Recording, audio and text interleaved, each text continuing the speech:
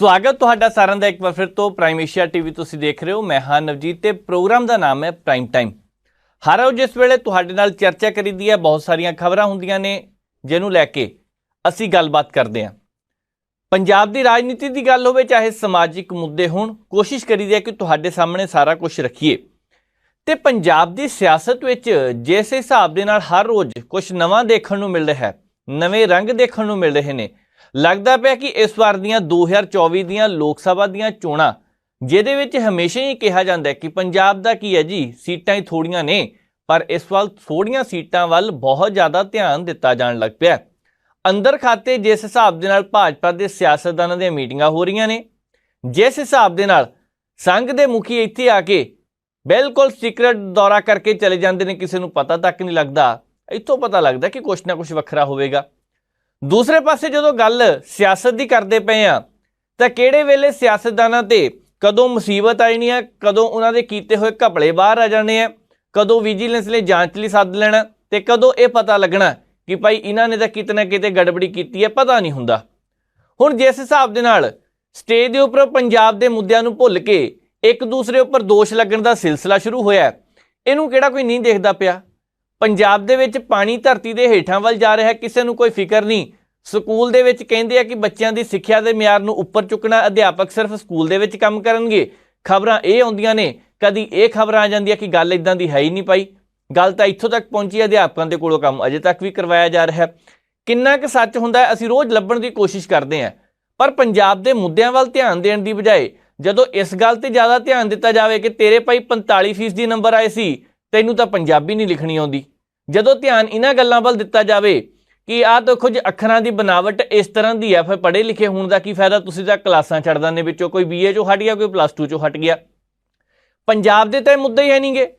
ठीक है, पंजाब दे विच तुसीं रहिंदे आ, तुहानूं पंजाबी लिखनी नहीं आउंदी, उपरों तुसीं एक दूसरे के उपर दोष भी लगाउंदे पे आ। पंजाब दे लोकां नूं इहदे नाल की लैणा देना?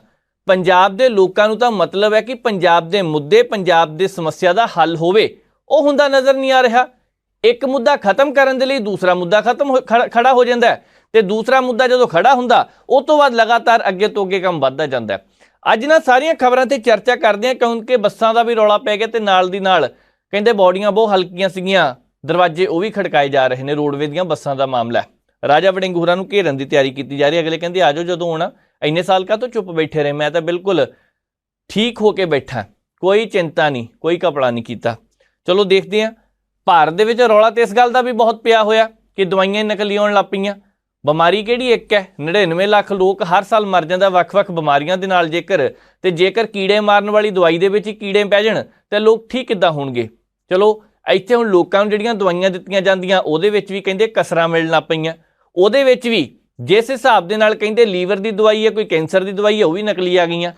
एक पासे 10-10 12-12 लाख के कोई टीके है, दूसरे पासे सरकारी थावां तो डॉक्टर वो दवाइयां लिखते पे जिहड़ियां होर कितों मिलदियां नहीं पईयां जां उत्थों नहीं मिलदियां पईयां। रौला इहदा भी हमेशा रहिंदा।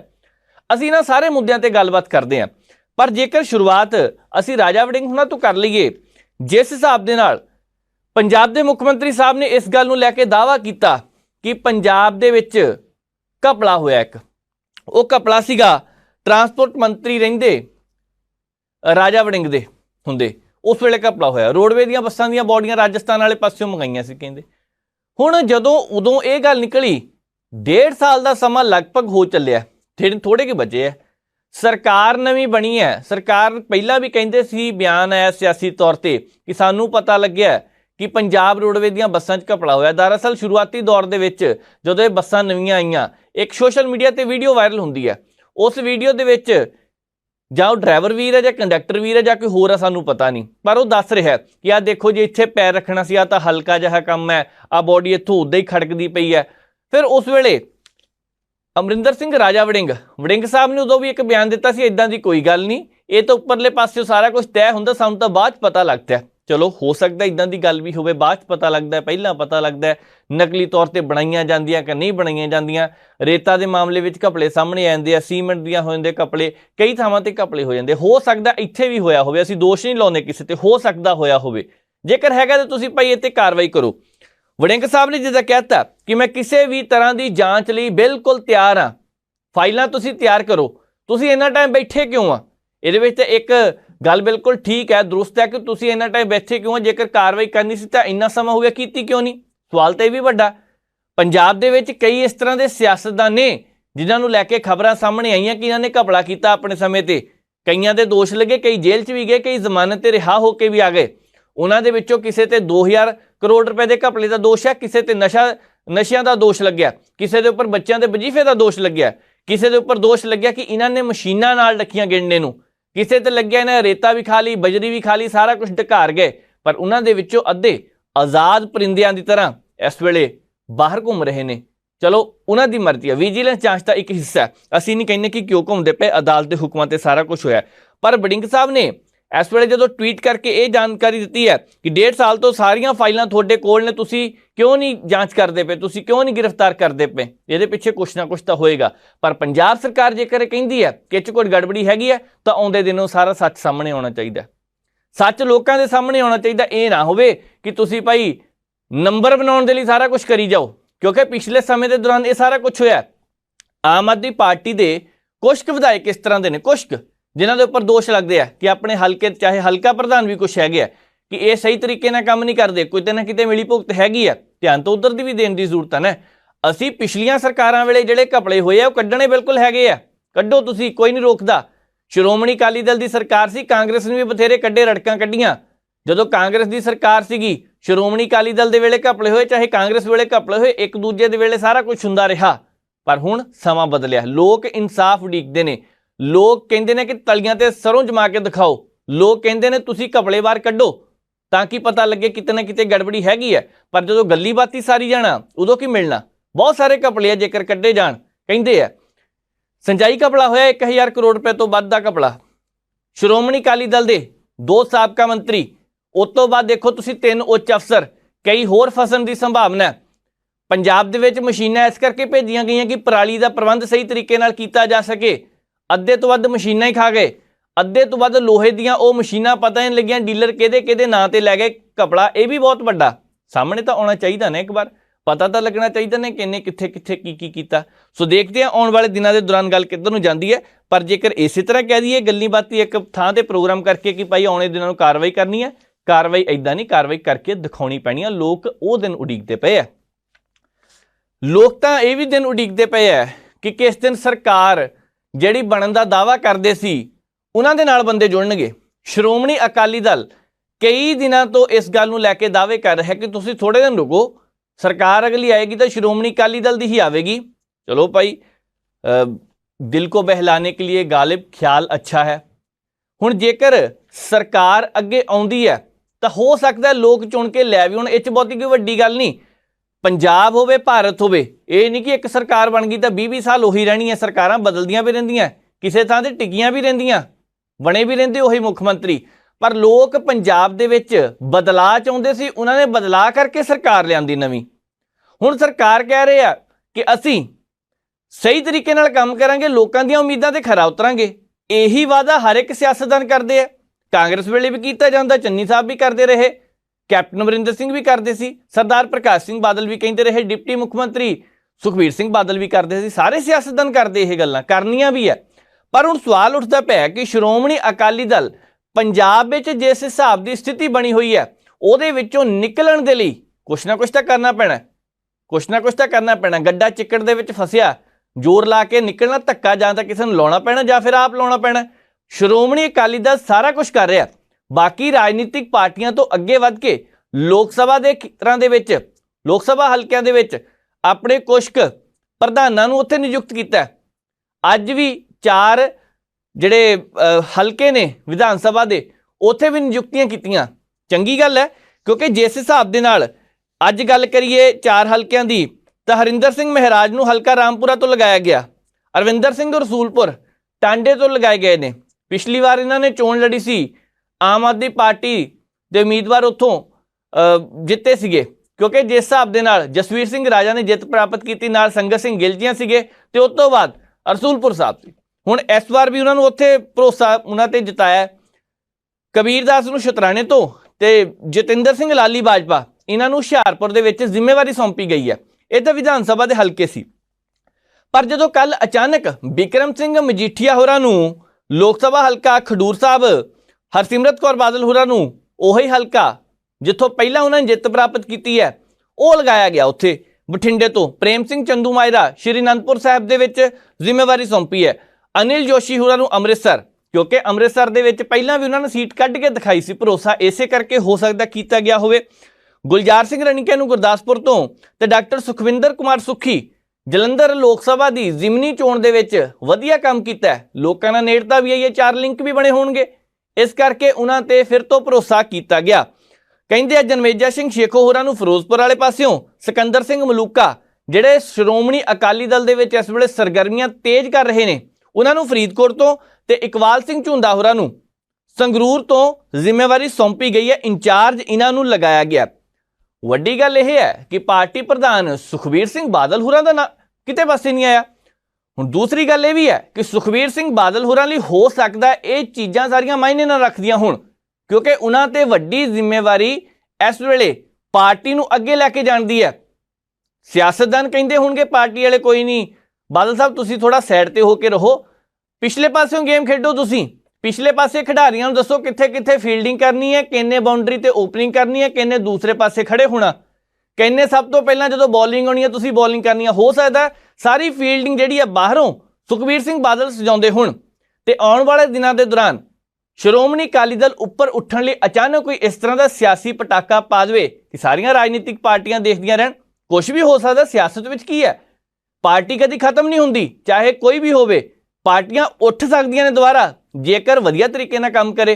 ਤੇ ਅੱਜ ਕੱਲ੍ਹ ਕਹਿੰਦੇ ਪਏ ਆ ਕਿ ਬਿਕਰਮ ਸਿੰਘ ਮਜੀਠੀਆ ਜਿਸ ਤੇਜ਼ ਰਫ਼ਤਾਰ ਦੇ ਨਾਲ ਵੱਖ-ਵੱਖ ਪ੍ਰੈਸ ਕਾਨਫਰੰਸ ਦੇ ਵਿੱਚ ਜਾ ਕੇ ਸ਼ਬਦਾਂ ਦੀ ਚੋਣ ਕਰਦੇ ਪਏ ਆ, ਜਿਸ ਹਿਸਾਬ ਦੇ ਨਾਲ ਚੋਟ ਕਰਦੇ ਪਏ ਆ, ਅਹਿਮ ਭੂਮਿਕਾ ਨਿਭਾਉਣ ਦੀ ਕੋਸ਼ਿਸ਼ ਕੀਤੀ ਜਾ ਰਹੀ ਹੈ। ਕਿਸ ਤਰ੍ਹਾਂ ਦੇ ਹਾਲਾਤ ਰਹਿਣਗੇ ਇਹ ਆਉਣ ਵਾਲਾ ਸਮਾਂ ਦੱਸੇਗਾ, ਪਰ ਸ਼੍ਰੋਮਣੀ ਅਕਾਲੀ ਦਲ ਉੱਪਰ ਉੱਠਣ ਦੇ ਲਈ ਕੋਸ਼ਿਸ਼ਾਂ ਤੇਜ਼ ਕਰ ਰਿਹਾ ਹੈ। ਵੈਸੇ ਗੱਠਜੋੜ ਦੀਆਂ ਚਰਚਾਵਾਂ ਵੀ ਚੱਲੀਆਂ, ਪਰ ਗੱਠਜੋੜ ਹੋ ਰਹਾ ਕਿ ਨਹੀਂ ਸਾਨੂੰ ਪਤਾ ਨਹੀਂ, ਪਰ ਕੋਈ ਕਹਿੰਦਾ ਜੀ ਇਹ ਤਾਂ ਪੱਕੀ ਗੱਲ ਹੈ, ਤੁਸੀਂ ਦੇਖਿਓ ਹੋਣਾ ਹੀ ਹੋਣਾ, ਆਲਣ ਦੋ 2-3 ਮਹੀਨੇ ਹੋਰ ਅੱਗੇ ਵੱਲ ਵਧਣ ਦਿਓ, ਨਵੰਬਰ ਦੇ ਵਿੱਚ ਦੇਖਿਓ ਪ੍ਰਧਾਨ ਸਾਹਿਬ ਨੇ ਦਰਵਾਜ਼ਾ ਖੜਕਾਇਆ ਆ, ਕਿਸੇ ਵੇਲੇ ਵੀ ਆਵਾਜ਼ ਮਾਰੀ ਜਾ ਸਕਦੀ ਹੈ। ਕੋਈ ਕਹਿੰਦਾ ਜੀ ਸੈਟਿੰਗ ਤਾਂ ਹੋਈ ਪਈ ਹੈ, ਅੰਦਰ ਖਾਤੇ ਸਾਰਾ ਕੁਝ ਚੱਲਦਾ ਹੈ, ਇਹ ਤਾਂ ਐਲਾਨ ਹੋਣਾ ਬਾਕੀ ਹੈ। ਅਸੀਂ ਕਿਹੜਾ ਅਧਿਕਾਰਿਕ ਤੌਰ ਤੇ ਦੀ ਪੁਸ਼ਟੀ ਕਰਦੇ ਹਾਂ, ਸਿਆਸਤ ਵਿੱਚ ਜੋ ਬਹੁਤ ਕੁਝ ਹੁੰਦਾ। ਸਿਆਸਤ ਦਾ ਕੀ ਹੈ, ਜੇਕਰ ਮਹਾਰਾਸ਼ਟਰ ਦੀ ਸਿਆਸਤ ਦੇ ਵਿੱਚ ਸ਼ਰਦ ਪਵਾਰ ਹੋਰਾਂ ਦੇ ਭਤੀਜੇ ਭਾਜਪਾ ਵਿੱਚ ਜਾ ਸਕਦੇ 72 ਘੰਟੇ ਲਈ ਤੇ 72 ਕੇਸ ਖਤਮ ਹੋ ਸਕਦੇ ਤੇ ਕੁਝ ਵੀ ਹੋ ਸਕਦਾ।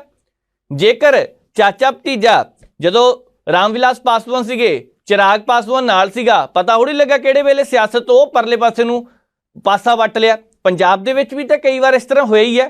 ਪੰਜਾਬ ਦੇ ਵੀ ਕਈ ਸਿਆਸਤਦਾਨ ਅੱਜ ਇੱਥੇ ਹੈਗੇ ਆ ਤੇ ਦੂਸਰੇ ਪਾਸੇ ਚਲੇ ਜਾਣਗੇ। ਇਹ ਕੋਈ ਵੱਡੀ ਗੱਲ ਨਹੀਂ, ਸਿਆਸਤ ਵਿੱਚ ਬਹੁਤ ਤਿਲਕਣਬਾਜ਼ੀ ਹੈ, ਕਿਸੇ ਵੇਲੇ ਵੀ ਕੁਝ ਵੀ ਹੋ ਸਕਦਾ ਹੈ।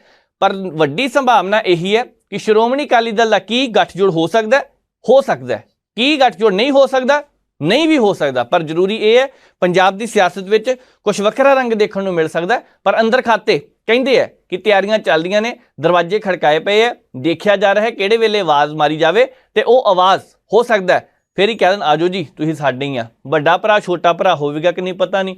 ਕੁਝ ਦਿਨ ਪਹਿਲਾਂ ਸੁਖਬੀਰ ਸਿੰਘ ਬਾਦਲ ਨੇ ਕਹਿ ਦਿੱਤਾ ਸੀ ਵੱਡੇ ਭਰਾ ਵਾਲੀ ਕੋਈ ਭੂਮਿਕਾ ਨਹੀਂ, ਸ਼੍ਰੋਮਣੀ ਅਕਾਲੀ ਦਲ ਆਪਣੇ ਦਮ ਤੇ ਚੋਣ ਲੜ ਕੇ ਦਿਖਾਵੇਗਾ। ਦਮ ਤੇ ਲੜਨਗੇ ਜਾਂ ਅਗਲੇ ਪਾਸੇ ਵੱਲ ਗੱਲ ਜਾਵੇਗੀ ਜਾਂ ਨਹੀਂ ਜਾਵੇਗੀ, ਇਹ ਆਉਣ ਵਾਲਾ ਸਮਾਂ ਦੱਸੇਗਾ। ਜਦੋਂ ਸਿਆਸਤ ਦੀ ਗੱਲ ਕਰਦੇ ਆ ਤੇ ਨਾਲ ਦੀ ਨਾਲ ਪੰਜਾਬ ਦੇ ਵਿੱਚ ਜਿਸ ਹਿਸਾਬ ਦੇ ਨਾਲ ਇਹ ਕੋਸ਼ਿਸ਼ਾਂ ਕੀਤੀਆਂ ਜਾ ਰਹੀਆਂ ਨੇ ਕਿ ਸਾਰਾ ਕੁਝ ਲੋਕਾਂ ਦਾ ਧਿਆਨ ਰੱਖ ਕੇ ਹੱਲ ਕੀਤੇ ਜਾਣ ਮਸਲੇ, ਤਾਂ ਉੱਥੇ ਪਾਣੀਆਂ ਦਾ ਮੁੱਦਾ ਵੀ ਖੜਾ ਹੁੰਦਾ ਦਿਖਾਈ ਦੇ ਰਿਹਾ ਹੈ। ਜਿਸ ਹਿਸਾਬ ਦੇ ਨਾਲ ਸ਼੍ਰੋਮਣੀ ਅਕਾਲੀ ਦਲ ਦੇ ਪ੍ਰਧਾਨ ਸੁਖਬੀਰ ਸਿੰਘ ਬਾਦਲ ਇਹ ਗੱਲ ਕਰਦੇ ਪਏ ਆ ਕਿ ਰਾਜਸਥਾਨ ਨੂੰ ਪਾਣੀ ਤਾਂ ਤੁਸੀਂ ਦਿੰਦੇ ਸੀਗੇ, ਆ ਹੁਣ ਦੱਸੋ ਜੀ ਪੰਜਾਬ ਦੇ ਵਿੱਚ ਕਿਸ ਤਰ੍ਹਾਂ ਦੇ ਹਾਲਾਤ ਨੇ। ਪੰਜਾਬ ਦੇ ਪਾਣੀਆਂ ਵੱਲ ਤਾਂ ਖਿਆਲ ਨਹੀਂ ਦਿੱਤਾ ਜਾ ਰਿਹਾ, ਪੰਜਾਬ ਦੇ ਪਾਣੀਆਂ ਵੱਲ ਕੋਈ ਵੀ ਖਿਆਲ ਨਹੀਂ ਕਰ ਰਿਹਾ। ਪੰਜਾਬ ਦੇ ਪਾਣੀਆਂ ਵੱਲ ਕੋਈ ਵੀ ਸਿਆਸਤਦਾਨ ਇਸ ਵੇਲੇ ਉੱਠ ਖੜੇ ਹੋ ਕੇ ਕੋਈ ਵੀ ਗੱਲਬਾਤ ਨਹੀਂ ਕਰ ਰਿਹਾ। ਕਿਉਂ ਇਸ ਤਰ੍ਹਾਂ ਦੇ ਹਾਲਾਤ ਕਿਉਂ ਬਣ ਗਏ? ਜਿਹੜੇ ਇੱਕ ਵੇਲੇ ਅੰਮ੍ਰਿਤਸਰ ਤੋਂ ਇਹ ਸਕੀਮ ਸ਼ੁਰੂ ਕਰਦੇ ਆ, ਜਿਹੜੇ ਕਹਿੰਦੇ ਪਏ ਸੀ ਕਿ ਭਾਈ ਹਰੇ ਪੰਜਾਬ ਦੀ ਗੱਲ ਕਰਨੀ ਹੈ, ਪੰਜਾਬ ਦੇ ਵਿੱਚ ਪਾਣੀ ਦੀ ਗੱਲ ਕਰਨੀ ਹੈ, 16,500 ਕਰੋੜ ਰੁਪਈਆ ਰਾਜਸਥਾਨ ਨੂੰ ਜਾਂਦਾ ਪਿਆ ਪਾਣੀ ਦਾ, ਸਾਡਾ ਬਕਾਇਆ ਉਧਰ ਖੜਾ ਪਿਆ, ਕੋਈ ਨਹੀਂ ਬੋਲਦਾ ਪਿਆ। ਅੱਜ ਕੱਲ੍ਹ ਕੀ ਗੱਲ ਹੋ ਗਈ, ਕਿਉਂ ਇਸ ਵੇਲੇ ਆਵਾਜ਼ ਨਹੀਂ ਚੁੱਕੀ ਜਾ ਰਹੀ? ਲੋਕ ਇਹਦੇ ਵੱਲ ਵੀ ਬਹੁਤ ਕੁਝ ਗੱਲਾਂ ਕਰ ਰਹੇ ਨੇ। ਬਾਕੀ ਦੇਖਦੇ ਆ ਕਿੱਦਾਂ ਦੇ ਹਾਲਾਤ ਬਣਦੇ ਆ। ਜਦੋਂ ਅਸੀਂ ਪਾਣੀਆਂ ਦੀ ਗੱਲ ਕਰਦੇ ਪਏ ਆ ਤੇ ਕਿਸਾਨਾਂ ਦੀ ਇੱਕ ਮੀਟਿੰਗ ਦੀ ਵੀ ਗੱਲ ਕਰਨੀ ਹੈ, ਜਿਹਦੇ ਵਿੱਚ ਬਲਵੀਰ ਸਿੰਘ ਰਾਜੇਵਾਲ ਕਿਸਾਨ ਆਗੂ ਨੇ, ਉਹਨਾਂ ਨੇ ਕੁਝ ਅਹਿਮ ਗੱਲਾਂ ਕੀਤੀਆਂ। ਬਹੁਤ ਵੱਡੇ ਸਵਾਲ ਨੇ ਸਾਡੇ ਮੋਹਰੇ, ਸਾਰਿਆਂ ਮੋਹਰੇ, ਸਾਡੀ ਆਉਣ ਵਾਲੀ ਪੀੜ੍ਹੀ ਦੇ ਮੋਹਰੇ। ਹੁਣ जिस हिसाब के बलवीर सिंह राजेवाल ने यह गल कही है कि पंजाब बंजर हो जाएगा, बंजर पंजाब वाल ध्यान देने की जरूरत है जेकर आने वाले समय बन गया। कहते हालात उधर नूं दिखाई दे रहे हैं। असी कुछ दिनों तो अखबारों दी रिपोर्टां देखियां, तुहाडे तक भी गल्लां पहुंचाइयां, असी समय समय ते जिक्र करते रहने हैं। पंजाब इस वेले डार्क जोन वाल जा रहा। 134 तो वध थावां इस तरह दियां ब्लाक इस तरह दे ने जिहड़े डार्क जोन दे विच हो चुके ने शामिल। 3 की थावां बचियां जिथे पानी अजे तक ठीक है, बहुतियां थावां ते पानी धरती का होर हेठां वाल चल गया। एक बहुत ज़्यादा चिंता का विषय है। असीं इस गल का मान ना करिए कि साडे कोल पानी बहुत है, छड़ दो, फ्लड खोल दो गेट दूजे सूबियां, ना, पानी सच्ची खत्म होने वाला। धरती हेठला पीण जोग पानी, खेती लिए वखरा पीण जोग पानी खत्म होने वाला। नुकसान वड्डे पद्धर ते हो सकता है। किसान आगू ने बलवीर सिंह राजेवाल और उन्होंने सर्वदल पार्टी एक हिसाब की मीटिंग सद्दी, कह सकते हैं आप, पानी संघवाद ते किसान मसलियां ते उन्होंने जिहड़ा प्रोग्राम करवाया है, किन्ने क सियासतदान उहदे विच पहुंचे, जेकर पहुंचे है कुछ क, वो कहते साडा निजी दौरा, इहदे विच तां सानू जेकर तुसीं कहो किसी पार्टी वालों आए, असीं किसी पार्टी वालों नहीं आए, साडा सिर्फ निजी दौरा। आम आदमी पार्टी के 3-4 आगू भी उह शामिल होए, श्रोमणी अकाली दल का कोई भी सियासतदान कहते उह शामिल नहीं होया। जेकर यह गल सच्ची आ तो की कारण सीगा? पानियां दे मसले तुसीं गल करदे पे, एक पासे शामिल ना होना, कि ये राजनीतिक फंक्शन तुसीं समझिया, प्रोग्राम समझिया, इस करके नहीं आए, जां फिर तुहानूं लगा कि उत्थे किसी तरह का विरोध प्रदर्शन हो सकता है, इस करके नहीं आए। ये सिर्फ श्रोमणी अकाली दल नहीं, दूसरियां भी कई सियासी पार्टियां लई सवाल है कि तुसीं उत्थे क्यों नहीं पहुंचे। विरोध होने का डर सी, कुछ भी होवे, पर इन्ना जरूर है जेकर इस तरह के प्रोग्राम उलीके जा रहे हैं तो उधर ध्यान देने की जरूरत है। बलवीर सिंह राजेवाल कह रहे हैं 2012 का वो साल जदों धरती हेठों पानी लगातार कढ़ना ज़्यादा शुरू किया गया, असीं कहंदे उदों की गल कहंदे पे हैं, पर किन्नियां कि उधर ध्यान दिता, इस कोई शक नहीं। 2012 तो बाद धरती हेठों पानी कढ़न की समर्था वधदी गई। हुण एक गल ये भी सीगी, पंजाब दे विच 14,000 तो वध ट्यूबल ने, 14,000 तो वध वो ट्यूबल जिहड़े डूंगे बोर है, किसानां ने लगाए वो बोर। पर जेकर असीं सारा कुछ ही किसानां नूं कही गईए तो दूसरे पासे एक होर पक्ष सामने आउंदा है। पंजाब दे विच फसली चक्कर नूं नहीं अपनाया जा रहा, उहदे पिछे कई कारण है। कई बार दोष लगता है कि झोना वध पानी लैंदा, लगातार झोने की बिजाई की जा रही है।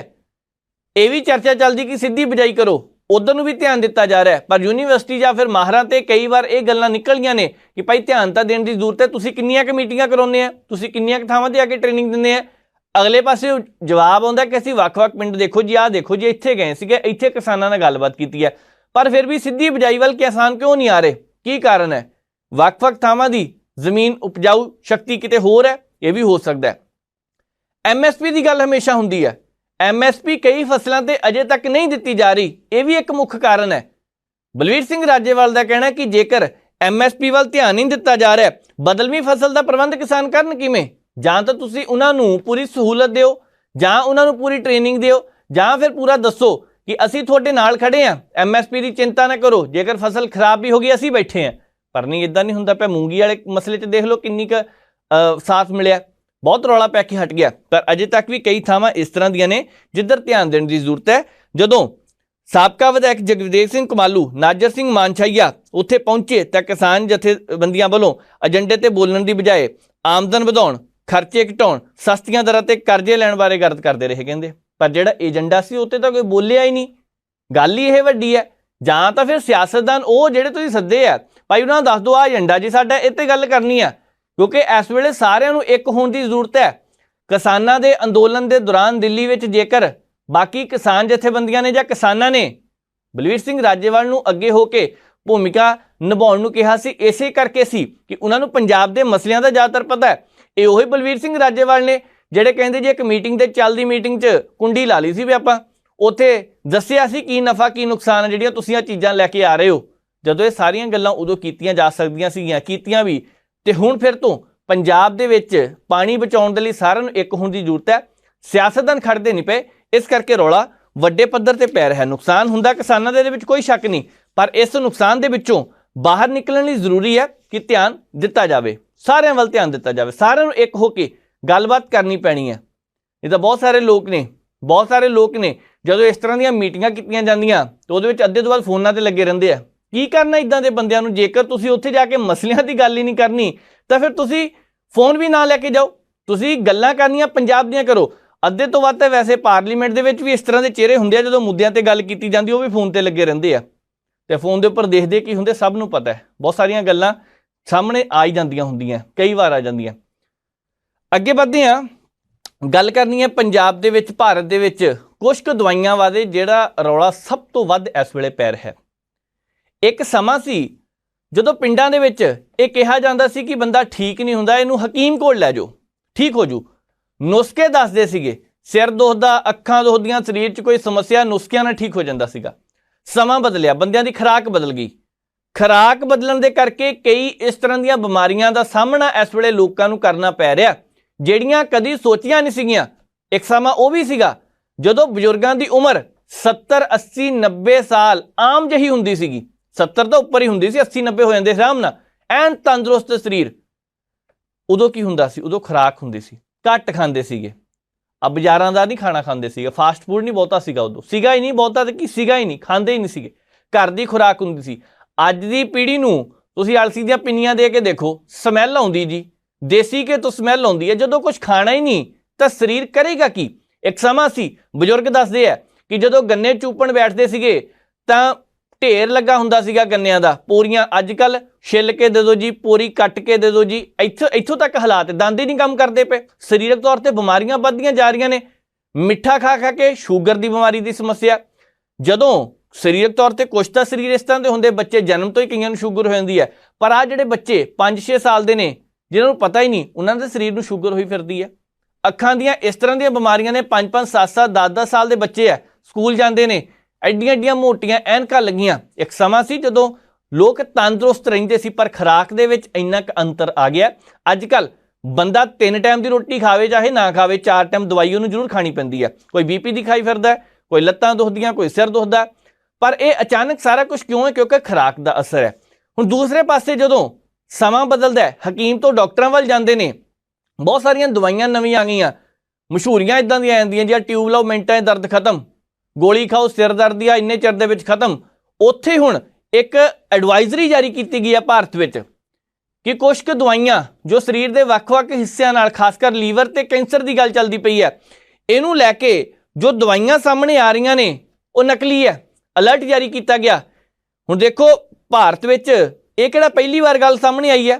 ਤੁਹਾਨੂੰ ਯਾਦ ਹੋਣਾ ਪਿਛਲੇ ਦਿਨੀ ਭਾਰਤ ਤੋਂ ਕੁਝ ਦਵਾਈਆਂ ਗਾਂਬੀਆ ਗਈਆਂ। ਗਾਂਬੀਆ ਅਫਰੀਕਾ ਦਾ ਦੇਸ਼ ਹੈ। ਹੁਣ ਉੱਥੇ ਜਦੋਂ ਦਵਾਈਆਂ ਭੇਜੀਆਂ ਜਾਂਦੀਆਂ ਤਾਂ ਬਹੁਤ ਸਾਰੇ ਬੱਚੇ ਬਿਮਾਰ ਹੁੰਦੇ ਨੇ, ਕੁਝ ਕੁ ਬੱਚਿਆਂ ਦੀ ਮੌਤ ਹੋ ਜਾਂਦੀ ਹੈ। 68 ਤੋਂ ਵੱਧ ਬੱਚੇ ਸੀ।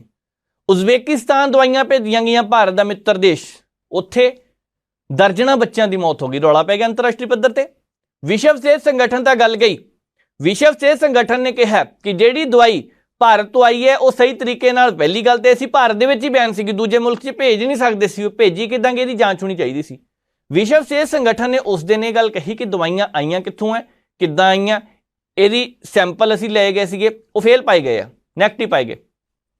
ਹੁਣ ਜਦੋਂ ਇਹ ਦਵਾਈ ਜਿਹੜੀ ਸੀਗੀ ਸੈਂਪਲ ਵਿੱਚ ਫੇਲ ਹੋ ਗਈ ਸੀਗੀ ਤਾਂ ਉਸ ਤੋਂ ਬਾਅਦ ਭਾਰਤ ਵਿੱਚ ਵੀ ਸੁਭਾਵਿਕ ਸੀ ਰੌਲਾ ਪੈਣਾ, ਜਵਾਬ ਦੇਣਾ ਪੈਣਾ ਸੀ। ਭਾਰਤ ਵਾਲੇ ਪਾਸੋਂ ਬਿਆਨ ਆਉਂਦਾ, ਉਹ ਕਹਿੰਦੇ ਜੀ ਸੋਨੀਪਤ ਦੇ ਕੋਲ ਹਰਿਆਣੇ 'ਚ ਪੈਂਦੀ ਹੈ, ਉੱਥੇ ਫੈਕਟਰੀ ਸੀਗੀ, ਉੱਥੇ ਬਣੀਆਂ ਸੀ, ਫੈਕਟਰੀ ਸੀਲ ਕਰ ਦਿੱਤੀ। ਕੀ ਉਸ ਫੈਕਟਰੀ ਸੀਲ ਕਰਨ ਤੋਂ ਬਾਅਦ ਨਕਲੀ ਦਵਾਈਆਂ ਬਣਾਉਣ ਦਾ ਸਿਲਸਿਲਾ ਰੁਕ ਗਿਆ? ਬਿਲਕੁਲ ਨਹੀਂ ਰੁਕਿਆ। ਹਿਮਾਚਲ ਪ੍ਰਦੇਸ਼ ਵਿੱਚ ਜਾਂਦਿਆਂ ਨੂੰ ਇੱਕ ਰਸਤੇ 'ਚ ਫੈਕਟਰੀ ਆਉਂਦੀ ਹੈ, ਕਹਿੰਦੇ ਲੱਖਾਂ ਦੀ ਗਿਣਤੀ ਵਿੱਚ ਗੋਲੀਆਂ ਵੀ ਬਣਦੀਆਂ, ਕਹਿੰਦੇ ਉੱਥੇ ਜੇ ਹੈਗਾ ਪਤਾ ਨਕਲੀ ਬਣਦੀਆਂ ਪਈਆਂ, ਉਹਦੀ ਜਾਂਚ ਕਿਉਂ ਨਹੀਂ ਹੁੰਦੀ ਪਈ? ਕਿ ਕਿਸੇ ਸਿਆਸਤਦਾਨ ਦਾ ਹੱਥ ਹੈ, ਕਿਸੇ ਸਿਆਸੀ ਥਾਪੜਾ ਹੋ ਸਕਦਾ ਹੋਵੇ, ਪਰ ਲੋਕਾਂ ਦੀ ਮੌਤ ਹੋ ਰਹੀ ਹੈ। ਕੈਪਸੂਲ ਦੇ ਵੀ ਰੌਲਾ ਪੈਂਦਾ ਪੂਰੇ ਭਾਰਤ ਦੇ ਵਿੱਚੋਂ ਕਈ ਥਾਵਾਂ ਤੇ ਕਿ ਨਕਲੀ ਤਿਆਰ ਕੀਤੇ ਜਾਂਦੇ। ਜੇਕਰ ਹੈਗਾ ਇਹ ਜਾਂਚ ਕਿਨ ਕਰਨੀ ਹੈ? ਹੁਣ drug controller general of India DCGI ਇਹਨਾਂ ਨੇ ਅਲਰਟ ਜਾਰੀ ਕੀਤਾ ਕਿ ਭਾਰਤ ਵਿੱਚ ਕੈਂਸਰ ਤੇ ਲੀਵਰ ਨੂੰ ਲੈ ਕੇ ਕੁਝ ਕੁ ਖਤਰਨਾਕ ਦਵਾਈਆਂ ਤਿਆਰ ਹੋ ਰਹੀਆਂ ਨੇ। ਜੇਕਰ ਇਹਨੂੰ ਨਾ ਰੋਕਿਆ ਗਿਆ ਤਾਂ ਆਉਣ ਵਾਲੇ ਸਮੇਂ ਦੇ ਦੌਰਾਨ ਨੁਕਸਾਨ ਵੱਡੇ ਪੱਧਰ ਤੇ ਹੋ ਜਾਂਦਾ ਹੈ। ਕੈਂਸਰ ਨਾਲ ਹਰ ਸਾਲ 400 ਲੋਕਾਂ ਦੀ ਮੌਤ ਹੁੰਦੀ ਹੈ ਇਸ ਵੇਲੇ, ਹਰ ਸਾਲ 400 ਲੋਕਾਂ ਦੀ ਮੌਤ। 2020 ਵਿੱਚ 16,109 ਲੋਕਾਂ ਦੀ ਮੌਤ ਹੋਈ ਸੀਗੀ।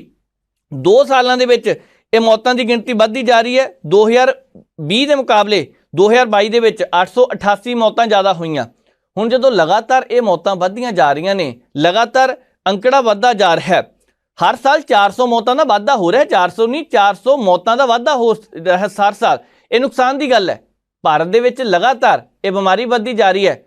ਮਾਲਵੇ ਦੇ ਖੇਤਰ ਵਿੱਚ ਔਰਤਾਂ 'ਚ ਬ੍ਰੈਸਟ ਕੈਂਸਰ ਤੇਜ਼ੀ ਨਾਲ ਵੱਧ ਰਿਹਾ ਹੈ।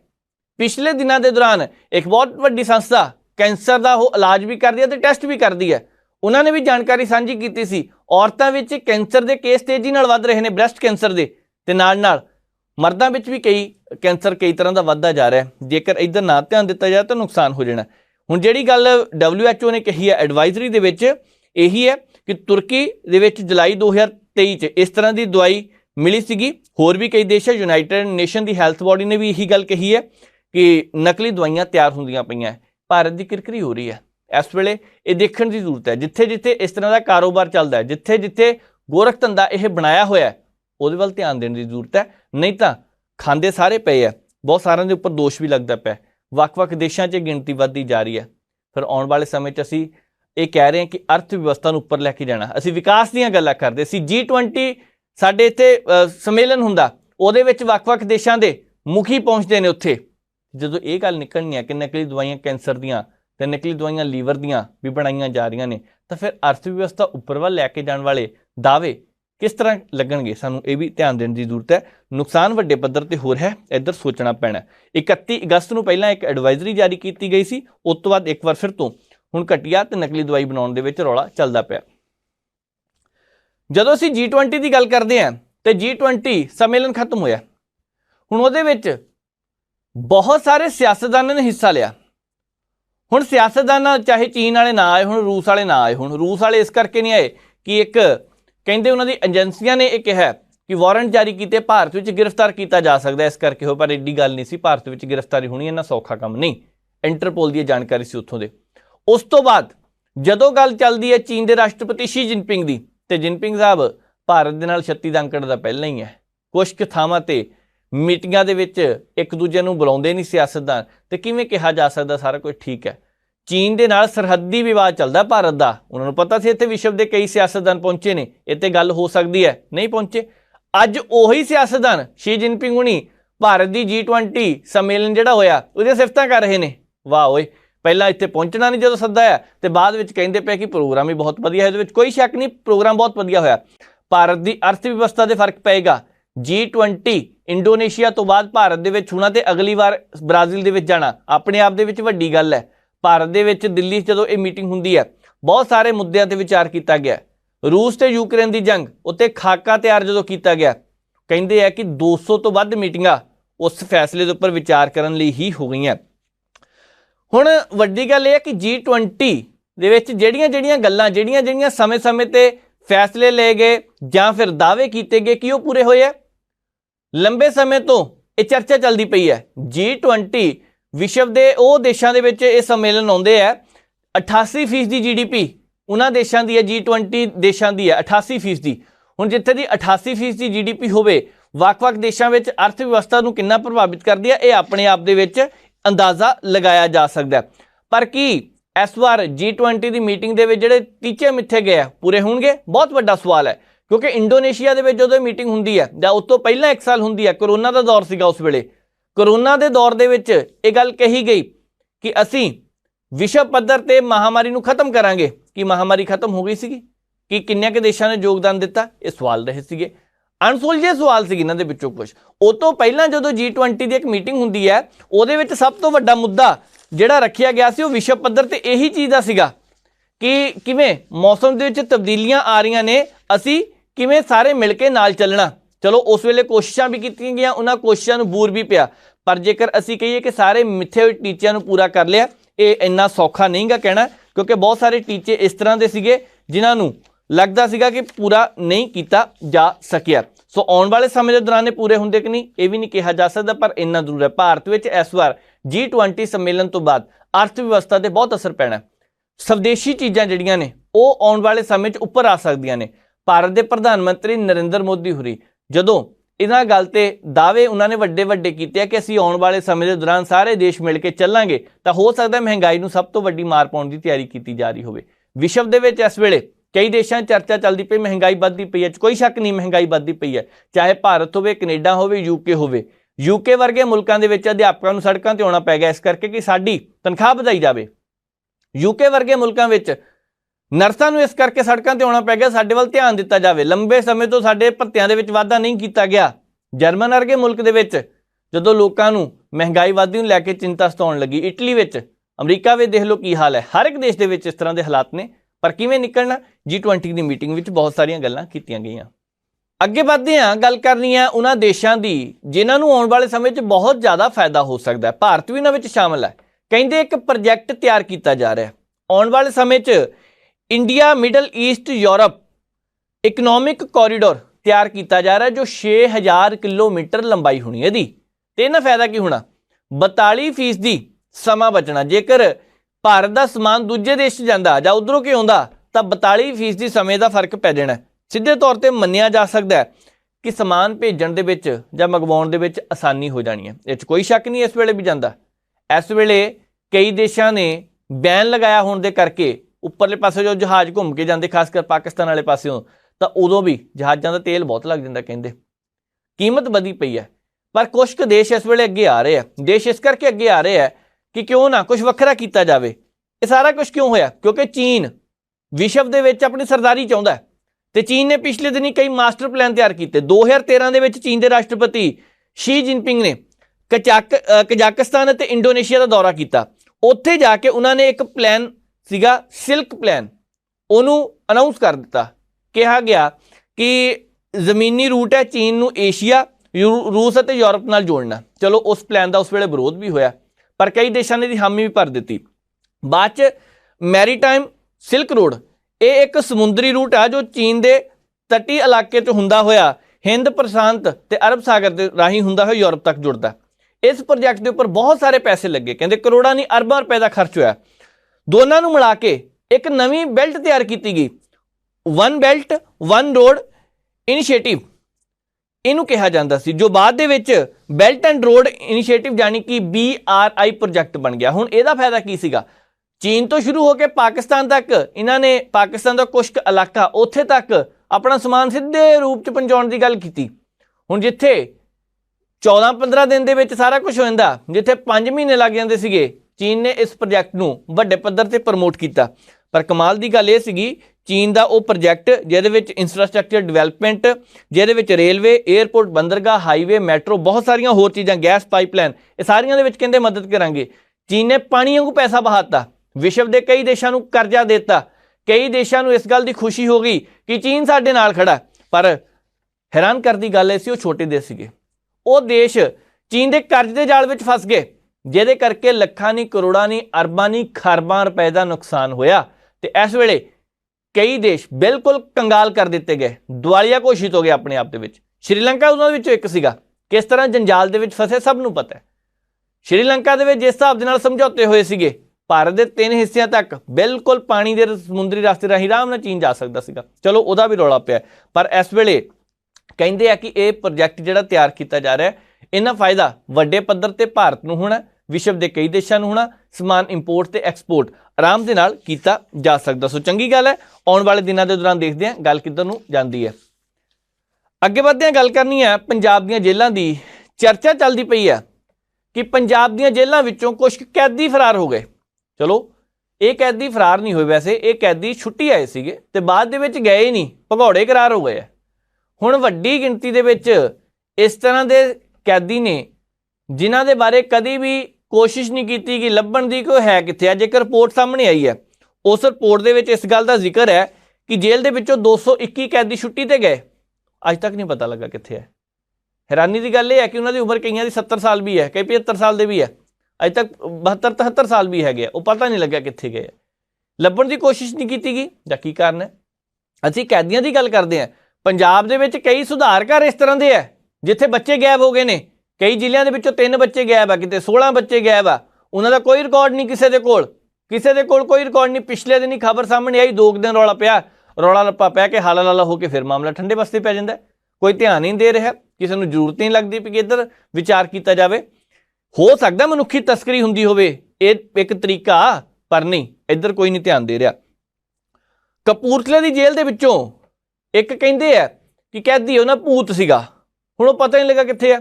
ਇੱਕ ਕੈਦੀ ਧਰਮਰਾਜ ਹੈ, ਉਹ ਵੀ ਨਹੀਂ ਪਤਾ ਲੱਗਾ ਕਿੱਥੇ ਹੈ। ਕਿਉਂਕਿ ਅੱਜ ਜਦੋਂ ਇਹ ਖਬਰ ਦੇ ਬਾਰੇ ਪੜ੍ਹ ਰਹੇ ਸੀਗੇ ਕਿ ਕੈਦੀ ਜੇਲ੍ਹਾਂ ਦੇ ਵਿੱਚੋਂ ਬਾਹਰ ਹੁੰਦੇ ਜਾ ਰਹੇ ਨੇ, ਉਹਦਾ ਇੱਕ ਕਾਰਨ ਹੋਰ ਹੈ। ਪੰਜਾਬ ਦੀਆਂ ਜੇਲ੍ਹਾਂ ਨੱਕੋ ਨੱਕ ਭਰੀਆਂ ਹੋਈਆਂ ਨੇ। ਪਿਛਲੀ ਵਾਰੀ ਇੱਕ ਚਰਚਾ ਚੱਲੀ ਸੀ, ਜਿੰਨੀਆਂ ਜੇਲ੍ਹਾਂ ਭਾਰਤ ਜਾਂ ਪੰਜਾਬ ਦੀਆਂ ਭਰੀਆਂ ਹੋਈਆਂ ਨੇ, ਵਿਸ਼ਵ ਦੇ ਕਈ ਦੇਸ਼ਾਂ ਦੇ ਵਿੱਚ ਇੰਨਾ ਨਹੀਂ ਗਾ ਭਰਿਆ ਹੋਇਆ ਕੰਮ। ਪਰ ਇਹ ਕਿਉਂ ਪੰਜਾਬ ਦੇ ਵਿੱਚ ਗਿਣਤੀ ਸਮਰੱਥਾ ਨਾਲੋਂ ਵੱਧ ਕਿਉਂ ਹੈ?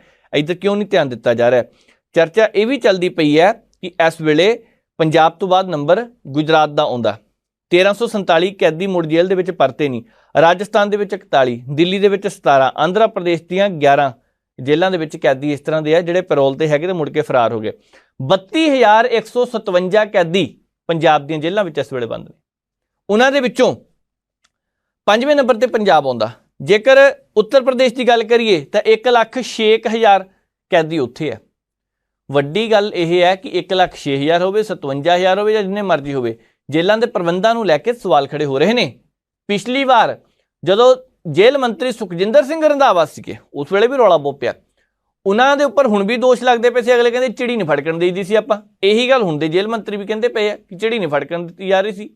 ਜਦੋਂ ਇਹ ਮਹਿਕਮਾ ਪਿਛਲੀਆਂ ਦਿਨੀ ਕੈਬਨਿਟ ਮੰਤਰੀ ਤੋਂ ਲਿਆ ਗਿਆ, ਉਹਨਾਂ ਨੇ ਵੀ ਇਹੀ ਗੱਲ ਕਹੀ ਸੀ, ਪੰਜਾਬ ਦੀਆਂ ਜੇਲ੍ਹਾਂ ਵਿੱਚ ਬਹੁਤ ਜ਼ਿਆਦਾ ਸੁਧਾਰ ਕਰ ਦਿੱਤਾ ਜੀ ਅਸੀਂ ਤਾਂ। ਮੋਬਾਈਲ ਸ਼ਰੇਆਮ ਮਿਲਦੇ ਪਏ ਆ। ਜਿਹੜੀ ਜੇਲ੍ਹ ਦੇ ਵਿੱਚ ਇਹ ਜਾ ਕੇ ਛਾਪਾ ਮਾਰ ਕੇ ਆਏ, ਹੁਣ 15 ਮਿੰਟ ਦੇ ਬਾਅਦ ਉਸੇ ਜੇਲ੍ਹ ਦੇ ਵਿੱਚੋਂ 7 ਮੋਬਾਈਲ ਮਿਲਣ ਤਾਂ ਕਿਉਂ ਨਾ ਕਿਸੇ ਨੂੰ ਹੈਰਾਨੀ ਹੋਵੇ। ਜੇਲ੍ਹ ਦੇ ਵਿੱਚੋਂ ਗੈਂਗਸਟਰ ਤੁਹਾਨੂੰ ਆਪਣੀਆਂ ਵੀਡੀਓ ਭੇਜਣ ਸ਼ਰੇਆਮ ਮਸਤੀ ਕਰਦਿਆਂ ਦੀਆਂ, ਤੁਸੀਂ ਕਹਿੰਦੇ ਜੀ ਜੇਲ੍ਹਾਂ ਵਿੱਚ ਸਾਰਾ ਕੁਝ ਠੀਕ ਹੈ। ਆ ਪਿਛਲੇ ਦਿਨ ਹੀ ਕੈਦੀ ਨੇ ਇੱਕ ਵੀਡੀਓ ਪਾਈ ਹੈ। ਹੁਣ ਉਹ ਫੋਨ ਤੇ ਬਹਿ ਕੇ ਜਿਸ ਹਿਸਾਬ ਦੇ ਨਾਲ ਗੱਲਬਾਤ ਕਰਦਾ ਪਿਆ, ਉੱਥੋਂ ਅੰਦਾਜ਼ਾ ਲਗਾਇਆ ਜਾ ਸਕਦਾ ਸੀ ਕਿ ਇਹ ਬੰਦੇ ਭਾਈ ਫੋਨ ਤੇ ਗੱਲ ਕਰਦੇ ਪਏ ਆ।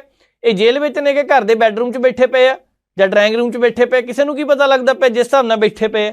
ਸਵਾਲ ਇਹ ਹੈ ਕਿ ਇੱਧਰ ਧਿਆਨ ਦੇਣ ਦੀ ਜ਼ਰੂਰਤ ਹੈ। ਪੰਜਾਬ ਦੀਆਂ ਜੇਲ੍ਹਾਂ ਨੱਕੋ ਨੱਕ ਜੇਕਰ ਭਰੀਆਂ ਹੋਈਆਂ ਨੇ, ਸਮਰੱਥਾ ਤੋਂ ਵੱਧ ਕੈਦੀ ਨੇ, ਇਹ ਕਿਉਂ ਆ? ਕਿਉਂਕਿ ਅਦਾਲਤਾਂ ਨਹੀਂ ਹੈ ਫਾਸਟ ਟਰੈਕ, ਕਿਉਂਕਿ ਕੇਸਾਂ ਵੱਲ ਧਿਆਨ ਨਹੀਂ ਦਿੱਤਾ ਜਾ ਰਿਹਾ, ਕਿਉਂਕਿ ਕੇਸ ਸੁਣਵਾਈ ਹੋ ਨਹੀਂ ਰਹੀ, ਬਹੁਤ ਸਾਰੇ ਕੇਸ ਲਟਕਦੇ ਪਏ ਨੇ। ਤੇ ਜੇਕਰ ਇਸੇ ਤਰ੍ਹਾਂ ਕੰਮ ਲਟਕਦਾ ਰਹਿ ਗਿਆ ਤਾਂ ਆਉਣ ਵਾਲੇ ਸਮੇਂ ਦੇ ਦੌਰਾਨ ਤੁਸੀਂ ਮੰਨ ਕੇ ਚੱਲੋ ਮਾਹੌਲ ਖਰਾਬ ਹੋ ਸਕਦਾ। ਮੰਨ ਕੇ ਚੱਲੋ ਕਿ ਬਹੁਤ ਸਾਰੇ ਕੈਦੀ ਤੇ ਜਿਹੜੀਆਂ ਵੀਡੀਓ ਆਉਂਦੀਆਂ ਨਾ ਕਿਤੇ ਵੀ ਆ ਸਕਦੀਆਂ। ਜਦੋਂ ਇਹ ਖਬਰਾਂ ਸਾਹਮਣੇ ਆਉਂਦੀਆਂ ਕਿ ਕਈ ਅਫਸਰਾਂ ਦੀ ਮਿਲੀ ਭੁਗਤ ਹੈ, ਜਦੋਂ ਇਹ ਖਬਰਾਂ ਸਾਹਮਣੇ ਆਉਂਦੀਆਂ ਬਟਨਾਂ ਵਾਲੇ ਫੋਨ ਤੋਂ ਲੈ ਕੇ ਸਮਾਰਟਫੋਨਾਂ ਦੇ ਵੱਖ-ਵੱਖ ਰੇਟ ਆ, ਤੁਸੀਂ ਦੱਸੋ ਕਿਹੜਾ ਚਾਹੀਦਾ? ਜਦੋਂ ਇਹ ਖਬਰਾਂ ਸਾਹਮਣੇ ਆਉਂਦੀਆਂ ਮੈਡੀਕਲ ਨਸ਼ਾ ਆਪ ਪਹੁੰਚਾਇਆ ਜਾਂਦਾ। ਅੰਮ੍ਰਿਤਸਰ ਦੀ ਜੇਲ੍ਹ ਦੇ ਵਿੱਚ ਵਾਰਡਨ ਤੋਂ ਫੜਿਆ ਗਿਆ ਸੀ ਨਾ, ਰੌਲਾ ਕਿੰਨਾ ਪਿਆ ਸੀਗਾ। ਵਾਰਡਨ ਨਹੀਂ, ਮੈਡੀਕਲ ਅਫਸਰ। ਵਾਰਡਨ ਦੀਆਂ ਵੀ ਕਈ ਥਾਵਾਂ ਤੋਂ ਖਬਰਾਂ ਆਈਆਂ, ਵੈਸੇ ਇਹ 'ਚ ਕੋਈ ਗਲਤ ਨਹੀਂ, ਪਰ ਫਿਰ ਵੀ ਲਗਾਤਾਰ ਇਹ ਜੋ ਗਿਣਤੀ ਵੱਧਦੀ ਜਾ ਰਹੀ ਹੈ, ਇੱਧਰ ਧਿਆਨ ਦੇਣ ਦੀ ਜ਼ਰੂਰਤ ਹੈ। ਨਹੀਂ ਤਾਂ ਆਉਣ ਵਾਲੇ ਸਮੇਂ ਦੇ ਦੌਰਾਨ ਰੌਲਾ ਰੱਪਾ ਹੀ ਹੈ। ਰੌਲਾ ਰੱਪੇ ਦਾ ਕੀ ਜਿੰਨਾ ਮਰਜ਼ੀ ਪਾਈ ਜਾਓ। ਸੋ ਦੇਖਦੇ ਹਾਂ ਕਿਸ ਤਰ੍ਹਾਂ ਹਾਲਾਤ ਹੁੰਦੇ ਨੇ ਆਉਣ ਵਾਲੇ ਸਮੇਂ ਦੇ ਦੌਰਾਨ।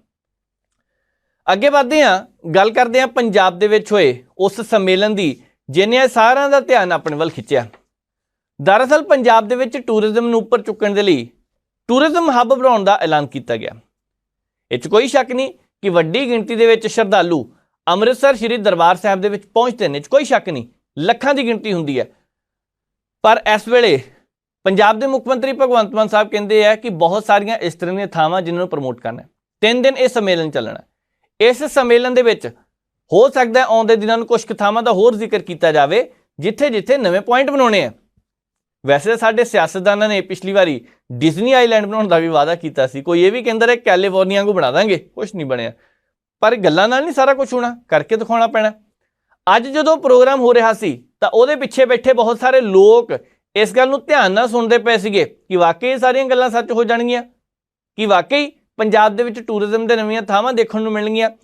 ਪੈਸਾ ਵੱਡੀ ਗਿਣਤੀ 'ਚ ਇਕੱਠਾ ਕੀਤਾ ਜਾ ਸਕਦਾ। ਗੁਆਂਢੀ ਸੂਬੇ ਹਿਮਾਚਲ ਪ੍ਰਦੇਸ਼ ਦੇ ਵਿੱਚ ਵੀ ਟੂਰਿਜ਼ਮ ਦੇ ਨਾਂ ਤੇ ਉਹਨਾਂ ਨੇ ਬਹੁਤ ਸਾਰੇ ਹੋਟਲ ਬਣਾਤੇ, ਬਹੁਤ ਸਾਰੀਆਂ ਪਹਾੜ ਕੱਟ ਕੇ ਵਧੀਆ ਥਾਵਾਂ ਲੋਕੇਸ਼ਨਾਂ ਬਣਾਤੀਆਂ। ਅਸੀਂ ਇੱਕ ਦਿਨ ਪਹਿਲਾਂ ਵੀ ਜ਼ਿਕਰ ਕੀਤਾ ਸੀ ਕਿ ਉੱਥੇ ਪਹਾੜਾਂ ਦੇ ਵਿੱਚ ਆਉਣ ਵਾਲੇ ਸਮੇਂ ਦੇ ਦੌਰਾਨ ਬਹੁਤ ਜ਼ਿਆਦਾ ਲੈਂਡਸਲਾਈਡ ਦੇਖਣ ਨੂੰ ਮਿਲ ਸਕਦੀਆਂ ਨੇ। ਚਲੋ ਉਹਦਾ ਵੱਖਰੀ ਥਾਂ ਆ, ਵੱਖਰੀ ਤਰ੍ਹਾਂ ਦੀ ਕੁਦਰਤ ਹੈ, ਉੱਥੇ ਨਜ਼ਾਰੇ ਵੀ ਕੁਦਰਤ ਦੇ ਵੱਖਰੇ ਨੇ। ਪਰ ਟੂਰਿਜ਼ਮ ਨੂੰ ਪ੍ਰਮੋਟ ਕਰਨ ਦੇ ਲਈ ਜਿਸ ਹਿਸਾਬ ਦੇ ਨਾਲ ਹਿਮਾਚਲ ਵੀ ਕੋਸ਼ਿਸ਼ਾਂ ਕਰ ਰਿਹਾ, ਬਾਕੀ ਸੂਬੇ ਵੀ ਕਰ ਰਹੇ ਆ, ਪੰਜਾਬ ਵੀ ਉਹਨਾਂ ਵਿੱਚ ਇੱਕ ਸ਼ਾਮਲ ਹੋ ਗਿਆ। ਪੰਜਾਬ ਦੇ ਮੁੱਖ ਮੰਤਰੀ ਭਗਵੰਤ ਮਾਨ ਸਾਹਿਬ ਨੇ ਕੀ ਕਿਹਾ, ਪਹਿਲਾਂ ਇੱਕ ਨਜ਼ਰ ਉਧਰ ਮਾਰਦੇ ਆ, ਕਿਉਂਕਿ ਅੱਜ ਜਦੋਂ ਉਹ ਸਾਰੀਆਂ ਗੱਲਾਂ ਕਰ ਰਹੇ ਸੀ ਤਾਂ ਫਿਰ ਕਹਿੰਦਾ ਬਹੁਤ ਸਾਰੇ ਲੋਕਾਂ ਦਾ ਧਿਆਨ ਉਧਰ ਸੀ। ਪਰ ਕਿਹੜੀਆਂ ਗੱਲਾਂ ਸੀ ਉਹ ਸੁਣਦੇ ਆ। ਵੱਖਰੇ ਕਿਸਮ ਦਾ ਪ੍ਰੋਗਰਾਮ ਹੈ, ਕੋਈ ਪੋਲੀਟੀਕਲ ਰੈਲੀ ਨਹੀਂ, ये कोई शक्ति प्रदर्शन नहीं, ये किसी किस्म से भी इलेक्शन से रिलेटेड नहीं, ये पंजाब के दिल से रिलेटेड है, ये पंजाब की मिट्टी से रिलेटेड फंक्शन है।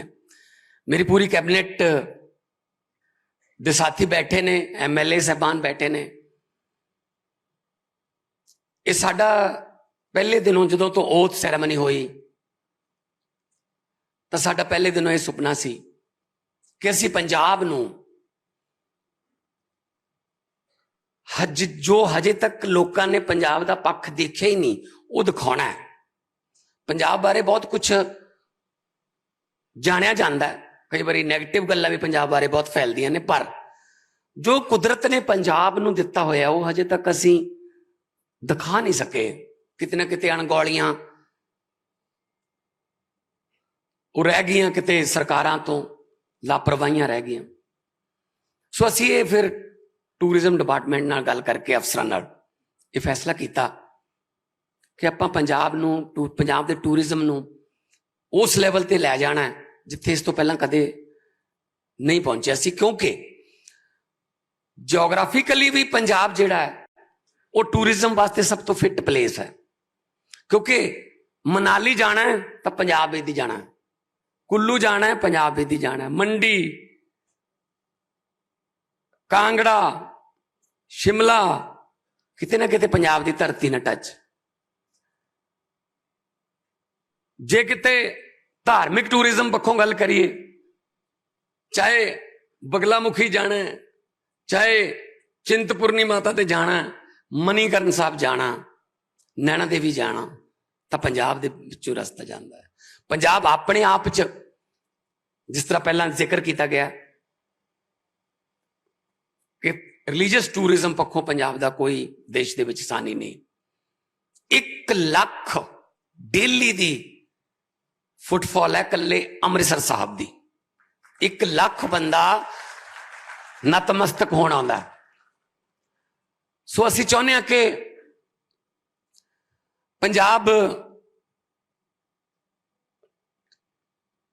ਟਰੈਵਲ ਵਾਲੇ ਪਾਸਿਓਂ, ਪੰਜਾਬ ਦੇਖਣ ਵਾਲੇ ਪਾਸਿਓਂ, ਟੂਰਿਜ਼ਮ ਵਾਲੇ ਪਾਸਿਓਂ ਲੋਕਾਂ ਨੂੰ ਦਿਖਾਈਏ ਕਿ ਸਾਡੇ ਕੋਲੇ ਕੁਦਰਤ ਨੇ ਕੀ ਕੀ ਦਿੱਤਾ। ਆਮ ਤੌਰ ਤੇ ਫਿਲਮਾਂ ਦੇ ਵਿੱਚ ਤੁਸੀਂ ਸਰੋਂ ਦੇ ਖੇਤ ਜਾਂ ਹਰੇ ਭਰੇ ਖੇਤ ਤੁਸੀਂ ਦੇਖ ਲੈਂਦੇ ਹੋ, ਪਰ ਨਹੀਂ, ਉਹ ਤੋਂ ਬਿਨਾਂ ਵੀ ਬਹੁਤ ਕੁਝ ਹੈ ਜੋ ਤੁਹਾਨੂੰ PDF ਫਾਈਲ ਦੇ ਵਿੱਚ ਟੂਰਿਜ਼ਮ ਤੁਹਾਡੇ ਕੋਲੇ ਪਹੁੰਚ ਗਿਆ ਹੋਊਗਾ।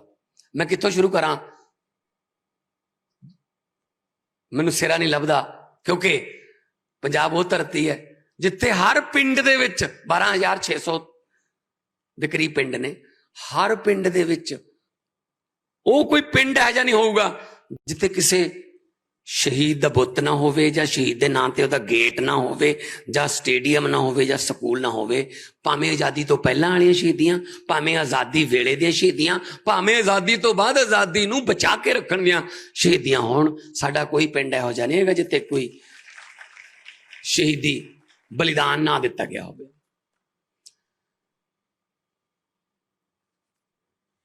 ਅੰਮ੍ਰਿਤਸਰ ਸਾਹਿਬ ਦੀ ਗੱਲ ਹੁੰਦੀ ਹੈ, ਦੁਰਗਿਆਨਾ ਮੰਦਿਰ, ਰਾਮ ਤੀਰਥ, ਬਾਗਾ ਬਾਰਡਰ, ਵਾਰ ਮਿਊਜ਼ੀਅਮ, ਕਿੰਨਾ ਕੁਛ ਹੈ।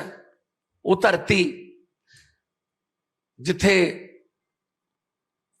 ਸ਼ਹੀਦ ਆਜ਼ਮ ਭਗਤ ਸਿੰਘ ਹੋਰੀ, ਮੈਂ ਇੱਕ ਦਿਨ ਅੰਮ੍ਰਿਤਸਰ ਸਾਹਿਬ ਜਾ ਰਿਹਾ ਸੀ, ਕੋਈ ਫੰਕਸ਼ਨ ਸੀ, ਤਾਂ ਉੱਪਰੋਂ ਹੈਲੀਕਾਪਟਰ ਤੋਂ ਮੈਨੂੰ ਜਿਹੜੀ ਲਾਹੌਰ ਤੋਂ ਦਿੱਲੀ ਨੂੰ ਰੇਲਵੇ ਲਾਈਨ ਜਾਂਦੀ ਹੈ ਉਹ ਦੇਖੀ, ਤਾਂ ਮੈਂ ਸੋਚਿਆ ਕਿ ਇਸ ਰੇਲਵੇ ਲਾਈਨ ਤੋਂ ਪਤਾ ਹੀ ਨਹੀਂ ਕਿੰਨੀ ਵਾਰ ਸ਼ਹੀਦ ਆਜ਼ਮ ਭਗਤ ਸਿੰਘ, ਰਾਜਗੁਰੂ ਸੁਖਦੇਵ ਹੋਰੀ ਇੱਥੋਂ ਲਾਹੌਰ ਤੋਂ ਕਲਕੱਤਾ ਜਾਂਦੇ ਸੀ, ਲਾਹੌਰ ਤੋਂ ਕਾਨਪੁਰ ਜਾਂਦੇ ਸੀ ਜਦੋਂ ਆਜ਼ਾਦੀ ਦੀ ਜੰਗ ਲੜ ਰਹੀ ਸੀ। ਕਿੰਨੀ ਵਾਰੀ ਲੰਘੇ ਹੋਣਗੇ ਇੱਥੋਂ ਦੀ। ਸਾਡਾ ਚੱਪਾ ਚੱਪਾ ਚਰਨ ਛੋਹ ਪ੍ਰਾਪਤ ਹੈ, ਚਾਹੇ ਗੁਰੂਆਂ ਦੀ, ਚਾਹੇ ਫਕੀਰਾਂ ਦੀ, ਚਾਹੇ ਸ਼ਾਇਰਾਂ ਦੀ, ਚਾਹੇ ਸ਼ਹੀਦਾਂ ਦੀ। ਮੇਰੇ ਕੋਲ ਇੰਡਸਟਰੀਲਿਸਟ ਆਉਂਦੇ ਆ, ਬਹੁਤ ਇਨਵੈਸਟ ਕਰਨਾ ਹੈ, ਵੈਰੀ ਗੁੱਡ, ਕਰੋ ਜੀ, ਕੋਈ ਪ੍ਰੋਬਲਮ ਤਾਂ ਨਹੀਂ, ਦਿੱਕਤ ਤਾਂ ਨਹੀਂ ਆਊਗੀ। ਮੈਂ ਉਹਨਾਂ ਨੂੰ ਕਹਿਣਾ ਕਿ ਸਰਕਾਰੀ ਤੌਰ ਤੇ ਤਾਂ ਚਲੋ ਅਸੀਂ ਦਿੱਕਤਾਂ ਦੂਰ ਕਰ ਦਾਂਗੇ, ਸਰਕਾਰੀ ਤੌਰ ਤੇ ਤਾਂ ਕੋਈ ਨਹੀਂ ਆਉਣੀ, ਪਰ ਇੱਕ ਗੱਲ ਮੈਂ ਤੁਹਾਨੂੰ ਕਹਿਣੀ ਚਾਹੁੰਦਾ, ਜਿਹੜੇ ਬੰਦੇ ਨੇ, ਜਿਸ ਤਰ੍ਹਾਂ ਸੁਨੀਲ ਪੌਲ ਨੇ ਗੱਲ ਕਹੀ ਕਿ ਜਿਹੜੇ ਬੰਦੇ ਨੇ ਇੱਕ ਵਾਰੀ ਪੰਜਾਬ ਦੇ ਵਿੱਚ ਕੋਈ ਕੰਮ ਸ਼ੁਰੂ ਕਰ ਲਿਆ, ਇੰਨੀ ਬਰਕਤ ਵਾਲੀ ਧਰਤੀ ਹੈ, ਉਹਨੂੰ ਘਾਟਾ ਨਹੀਂ ਪੈਂਦਾ ਜੀ। ਇੰਨੀ ਬਰਕਤ ਵਾਲੀ ਧਰਤੀ, ਉਹਨੂੰ ਘਾਟਾ ਨਹੀਂ ਪਊਗਾ ਕਦੇ। ਪੰਜਾਬ ਦੇ ਮੁੱਖ ਮੰਤਰੀ ਭਗਵੰਤ ਮਾਨ ਸਾਹਿਬ ਨੂੰ ਤੁਸੀਂ ਸੁਣਿਆ, ਨਾਲ ਹੀ ਕੈਬਨਿਟ ਮੰਤਰੀ ਅਨਮੋਲ ਗਗਨ ਮਾਨ ਵੀ ਉੱਥੇ ਮੌਜੂਦ ਰਹੇ। ਹੁਣ ਅਨਮੋਲ ਗਗਨ ਮਾਨ ਹੋਰਾਂ ਨੇ ਵੀ ਇਹੀ ਗੱਲ ਕੀਤੀ ਹੈ ਕਿ ਪੰਜਾਬ ਦੇ ਵਿੱਚ ਟੂਰਿਜ਼ਮ ਨੂੰ ਅਸੀਂ ਉੱਪਰ ਚੁੱਕਣਾ। ਸ਼੍ਰੀ ਦਰਬਾਰ ਸਾਹਿਬ ਦਾ ਜ਼ਿਕਰ ਕੀਤਾ। ਮੈਂ ਇੱਥੇ ਗੱਲ ਜ਼ਰੂਰ ਚਰਚਾ ਕਰਨੀ ਹੈ ਕਿਉਂਕਿ ਪੰਜਾਬ ਦੇ ਵਿੱਚ ਜੇਕਰ ਟੂਰਿਜ਼ਮ ਨੂੰ ਅਸੀਂ ਅੱਗੇ ਵੱਲ ਲੈ ਕੇ ਜਾਣਾ ਤੇ ਸਾਨੂੰ ਜਿਹੜੇ ਟੂਰਿਜ਼ਮ ਇੱਥੇ ਲੋਕ ਆਉਂਦੇ ਆ, ਟੂਰਿਸਟ ਆਉਂਦੇ ਆ, ਉਹਨਾਂ ਵੱਲ ਵੀ ਧਿਆਨ ਦੇਣਾ ਪੈਣਾ। ਪਿਛਲੇ ਦਿਨੀ ਅੰਮ੍ਰਿਤਸਰ ਦੇ ਵਿੱਚ ਜਦੋਂ 2 ਔਰਤਾਂ ਆਈਆਂ ਤਾਂ ਉਹਨਾਂ ਨਾਲ ਲੁੱਟ ਖੋਹ ਹੋਈ। ਜੇਕਰ ਲੁੱਟ ਖੋਹ ਦੀਆਂ ਘਟਨਾਵਾਂ ਲਗਾਤਾਰ ਵੱਧਦੀਆਂ ਜਾਣਗੀਆਂ ਤੇ ਵਿਦੇਸ਼ਾਂ ਜਦੋਂ ਲੋਕ ਆਉਣਗੇ ਕੀ ਕਹਿਣਗੇ? ਸਾਨੂੰ ਧਿਆਨ ਤਾਂ ਦੇਣ ਦੀ ਜ਼ਰੂਰਤ ਹੈ ਨਾ। ਲੁੱਟ ਖੋਹ ਹੋ ਰਿਹਾ, ਮਰਡਰ ਵੀ ਹੋ ਰਹੇ ਆ, ਉਧਰ ਵੀ ਧਿਆਨ ਦੇਣ ਦੀ ਜ਼ਰੂਰਤ ਹੈ। ਪੰਜਾਬ ਦੇ ਵਿੱਚ ਲੋਕ ਇਸ ਵੇਲੇ ਡਰੇ ਹੋਏ ਨੇ, ਲੋਕ ਕੁਛ ਕੁ ਸਹਿਮੇ ਹੋਏ ਨੇ। ਮਾਹੌਲ ਜਿਸ ਹਿਸਾਬ ਦਾ ਬਣਦਾ ਜਾ ਰਿਹਾ, ਸਾਨੂੰ ਟੂਰਿਜ਼ਮ ਹੱਬ ਬਣਾਉਣ ਤੋਂ ਪਹਿਲਾਂ ਇਹਨਾਂ ਚੀਜ਼ਾਂ ਵੱਲ ਸੁਰੱਖਿਆ ਦਾ ਖਿਆਲ ਰੱਖਣਾ ਪੈਣਾ। ਅੰਮ੍ਰਿਤਸਰ ਦੇ ਵਿੱਚ ਹੀ ਆਟੋ ਵਿੱਚ ਬੈਠੇ ਜਦੋਂ ਕੰਨ 'ਚੋਂ ਬਾਲੀਆਂ ਲਾਹ ਲਈਆਂ ਜਾਂਦੀਆਂ ਨੇ ਤਾਂ ਉਸ ਵੇਲੇ ਕਿਹਨੂੰ ਜ਼ਿੰਮੇਵਾਰ ਕਿਹਾ ਜਾਵੇ? ਉਹ ਲੋਕ ਤਾਂ ਆਪਣੇ ਵੱਲੋਂ ਘੁੰਮਣ ਆਉਂਦੇ ਨੇ। ਪਿਛਲੇ ਦਿਨੀ ਇੱਕ ਸਾਈਕਲ ਦੇ ਉੱਪਰ ਬਿਹਾਰ ਤੋਂ ਇੱਕ ਨੌਜਵਾਨ ਕੰਪੇਨ ਕਰ ਰਹੇ ਨੇ, ਪੂਰੇ ਇੰਡੀਆ ਦੇ ਵਿੱਚ ਜਾਣਾ ਸੀ ਉਹਨਾਂ ਨੇ ਸਾਈਕਲ ਤੇ। ਔਰਤਾਂ ਇੱਕ ਗੱਲ ਨੂੰ ਧਿਆਨ ਨਾਲ ਕਹਿੰਦੇ ਸੁਣਨ ਕਿ ਔਰਤ ਹੀ ਔਰਤਾਂ ਦੀ ਦੁਸ਼ਮਣ ਬਣਦੀ ਜਾ ਰਹੀ ਹੈ। ਉਸ ਵੇਲੇ ਉਹਨੇ ਇੱਕ ਨਾਅਰਾ ਦਿੱਤਾ ਸੀ ਕਿ ਔਰਤ ਹੀ ਔਰਤ ਦੀ ਦੁਸ਼ਮਣ ਬਣਦੀ ਜਾ ਰਹੀ ਹੈ ਕਿਉਂਕਿ ਛੋਟੀਆਂ ਬੱਚੀਆਂ ਨੂੰ ਜਦੋਂ ਗਰਭ ਦੇ ਵਿੱਚ ਹੀ ਮਾਰ ਦਿੱਤਾ ਜਾਂਦਾ ਸੀ ਜਨਮ ਤੋਂ ਪਹਿਲਾਂ ਹੀ, ਉਹਨੂੰ ਲੈ ਕੇ ਉਹਨਾਂ ਨੇ ਵੱਡੀ ਨੌਕਰੀ ਛੱਡ ਕੇ, ਇੰਜੀਨੀਅਰ ਸੀ ਉਹ, ਉਹਨਾਂ ਨੇ ਪੂਰੇ ਭਾਰਤ ਵਿੱਚ ਸਾਈਕਲ ਤੇ ਪ੍ਰਚਾਰ ਕਰਨਾ ਸ਼ੁਰੂ ਕੀਤਾ। ਉਹਨੂੰ ਲੈ ਕੇ ਅੰਮ੍ਰਿਤਸਰ ਪਹੁੰਚੇ, ਉਹਨਾਂ ਦੇ ਸਾਈਕਲ ਤੋਂ ਕਿਸੇ ਨੇ ਮੀਟਰ ਹੀ ਲਾ ਲਿਆ, ਕਹਿੰਦੇ ਮੇਰਾ ਕੈਮਰਾ ਟੰਗਿਆ ਸੀ। ਗਲਤੀ ਤਾਂ ਚਲੋ ਲੋਕ ਕਹਿਣਗੇ ਉਹਨਾਂ ਦੀ, ਜਿਹਨੇ ਕੈਮਰਾ ਟੰਗਿਆ ਸੀ, ਪਰ ਅਗਲੇ ਬੰਦੇ ਨੇ ਇਹ ਵਿਸ਼ਵਾਸ ਕਰਕੇ ਉੱਥੇ ਸਾਈਕਲ ਤੇ ਲਗਾਇਆ ਸੀ ਕਿ ਇਦਾਂ ਦੇ ਧਾਰਮਿਕ ਸਥਾਨ ਤੇ ਕਦੀ ਕੁਛ ਹੋ ਹੀ ਨਹੀਂ ਸਕਦਾ, ਇਦਾਂ ਦੀ ਹੋ ਹੀ ਨਹੀਂ ਸਕਦੀ ਘਟਨਾ। ਬਾਹਰਲੇ ਪਾਸੇ ਕਹਿੰਦੇ ਸਾਈਕਲ ਲਾਇਆ ਸੀ, ਜੇ ਖੜੇ ਸੀਗੇ, ਪਤਾ ਨਹੀਂ ਲੱਗਾ ਕਿਹੜੇ ਵੇਲੇ ਕੌਣ ਕੈਮਰਾ ਲਾ ਕੇ ਲੈ ਗਿਆ। ਹੁਣ ਇਹ ਜਿਹੜੀਆਂ ਗੱਲਾਂ ਹੋ ਸਕਦਾ ਥੋੜੀਆਂ ਪੁਰਾਣੀਆਂ ਹੋਣ, ਪਰ ਸਵਾਲ ਇਹ ਉੱਠਦਾ ਪਿਆ ਅੱਜ ਕੱਲ੍ਹ ਦੇ ਹਿਸਾਬ ਦੇ ਨਾਲ ਲੁੱਟ ਖੋਹ ਦੀਆਂ ਘਟਨਾਵਾਂ ਵੱਧਦੀਆਂ, ਸਾਨੂੰ ਇੱਧਰ ਵੀ ਸੁਰੱਖਿਆ ਦਾ ਧਿਆਨ ਰੱਖਣਾ ਪੈਣਾ। ਫਿਰ ਜਾ ਕੇ ਇਦਾਂ ਦੇ ਜਿਹੜੇ ਪ੍ਰੋਗਰਾਮ ਨੇ ਉਲੀਕੇ ਜਾ ਸਕਦੇ ਨੇ। ਗੱਲਾਂ ਦਾ ਕੁਝ ਨਹੀਂ ਹੋਣਾ, ਸਾਨੂੰ ਬਣਾਉਣਾ ਪੈਣਾ। ਨਵਜੋਤ ਸਿੰਘ ਸਿੱਧੂ ਨੇ ਵੀ ਇੱਕ ਵਾਰ ਇਹ ਗੱਲ ਦਾ ਹਾਮੀ ਭਰੀ ਸੀ ਕਿ ਪੰਜਾਬ ਦੇ ਵਿੱਚ ਜੇਕਰ ਟੂਰਿਜ਼ਮ ਨੂੰ ਪ੍ਰਮੋਟ ਕਰਨਾ, ਪੈਸੇ ਬਹੁਤ ਆ ਸਕਦੇ ਨੇ, ਉਧਰ ਧਿਆਨ ਦਿੱਤਾ ਜਾਵੇ। ਹਰੀਕੇ ਪੱਤਣ ਤੇ ਹਮੇਸ਼ਾ ਹੀ ਗੱਲ ਕੀਤੀ ਜਾਂਦੀ ਹੈ ਜਿੱਥੇ ਦਰਿਆ ਮਿਲਦੇ ਨੇ ਉਹ ਤੋਂ ਅਗਲੇ ਪਾਸੇ ਚੱਲ ਜਾਓ, ਪ੍ਰਵਾਸੀ ਪੰਛੀ ਆਉਂਦੇ ਆ। ਪ੍ਰਵਾਸੀ ਪੰਛੀ ਜੇਕਰ ਆਉਂਦੇ ਆ ਤੇ ਅੱਜ ਵੀ ਆਉਂਦੇ ਆ, ਪਰ ਉੱਥੇ ਕੀ ਉਸ ਤਰ੍ਹਾਂ ਦੇ ਹਾਲਾਤ ਨੇ? ਆ ਪੱਟੀ ਵਾਲਿਆਂ ਨੂੰ ਪੁੱਛ ਲਿਓ, ਸਾਬਕਾ ਵਿਧਾਇਕ ਨੇ ਇੱਕ ਵਾਰੀ ਉੱਥੇ ਖੜੇ ਹੋ ਕੇ ਵੀਡੀਓ ਪਾਈ ਸੀਗੀ। ਸਭ ਨੂੰ ਹਾਲਾਤਾਂ ਦਾ ਪਤਾ ਹੈ। ਜਦੋਂ ਲੋਕ ਵੱਡੀ ਗਿਣਤੀ 'ਚ ਉੱਥੇ ਆਉਂਦੇ ਸੀਗੇ ਜਾਂ ਆ ਸਕਦੇ ਨੇ, ਸਾਨੂੰ ਉੱਧਰ ਵੀ ਧਿਆਨ ਦੇਣਾ ਪੈਣਾ। ਗੁਰਦਾਸਪੁਰ ਦੇ ਵਿੱਚ ਸ਼ੰਭੂ ਦਾ ਇਲਾਕਾ, ਹੁਣ ਉੱਥੇ ਵੀ ਬਹੁਤ ਸਾਰੇ ਪ੍ਰਵਾਸੀ ਪੰਛੀ ਆਉਂਦੇ ਆ, ਕੇਸ਼ਵਪੁਰ ਸ਼ੰਭ ਸ਼ਾਇਦ, ਜੇ ਮੈਂ ਗਲਤ ਨਹੀਂ ਤਾਂ। ਹੁਣ ਉੱਥੇ ਵੀ ਬਹੁਤ ਸਾਰੇ ਪ੍ਰਵਾਸੀ ਪੰਛੀ ਆਉਂਦੇ ਨੇ, ਧਿਆਨ ਉੱਧਰ ਵੀ ਦਿੱਤਾ ਜਾ ਸਕਦਾ। ਤੇ ਪੰਜਾਬ ਦੇ ਵਿੱਚ ਮੁੱਖ ਮੰਤਰੀ ਸਾਹਿਬ ਕਹਿੰਦੇ ਜਿਹੜੇ ਸ਼ਿਮਲੇ ਜਾਂਦੇ, ਹਿਮਾਚਲ ਜਾਂਦੇ ਆ, ਕੁੱਲੂ ਜਾਂਦੇ, ਮੰਡੀ ਜਾਂਦੇ ਆ, ਹੋਰ ਵੀ ਕਈ ਥਾਵਾਂ ਤੇ ਜਾਂਦੇ ਆ, ਅਸੀਂ ਇੱਧਰ ਹੀ ਉਹਨਾਂ ਨੂੰ ਕਹਾਂਗੇ ਕਿ ਇੱਧਰ ਵੀ ਘੁੰਮਣ ਵਾਲੀਆਂ ਥਾਵਾਂ ਹੈਗੀਆਂ। ਕੋਈ ਸ਼ੱਕ ਨਹੀਂ ਕਿ ਵਧੀਆ ਜੇਕਰ ਬਣਾਇਆ ਜਾਵੇ ਤਾਂ ਬਹੁਤ ਸਾਰੇ ਲੋਕ ਆ ਸਕਦੇ ਨੇ। ਕੈਬਨਿਟ ਮੰਤਰੀ ਅਨਮੋਲ ਗਗਨ ਮਾਨ ਨੇ ਕੀ ਕਿਹਾ, ਕਿ ਨਜ਼ਰ ਉੱਧਰ ਵੀ ਮਾਰਦੇ ਆ। ਸੋ ਅੱਜ ਦਾ ਜਿਹੜਾ tourism summit and travel mart ਦਾ ਪਹਿਲਾ ਦਿਨ ਸੀ, ਉਹਦੀ ਸ਼ੁਰੂਆਤ ਹੋਈ ਹੈ। ਸ਼ੁਰੂਆਤ ਤੁਸੀਂ ਸਾਰਿਆਂ ਨੇ ਦੇਖੀ ਹੈ। ਮੈਂ ਪੂਰੇ ਪੰਜਾਬ ਵਾਸੀਆਂ ਨੂੰ ਵਧਾਈ ਦਿੰਦੀ ਹਾਂ ਕਿ ਇਹ ਪ੍ਰੋਗਰਾਮ ਸ਼ਾਨਦਾਰ ਤੇ ਸਕਸੈਸਫੁਲ ਗਿਆ ਹੈ, ਪੂਰਾ ਹਾਊਸਫੁਲ ਪ੍ਰੋਗਰਾਮ ਗਿਆ ਹੈ।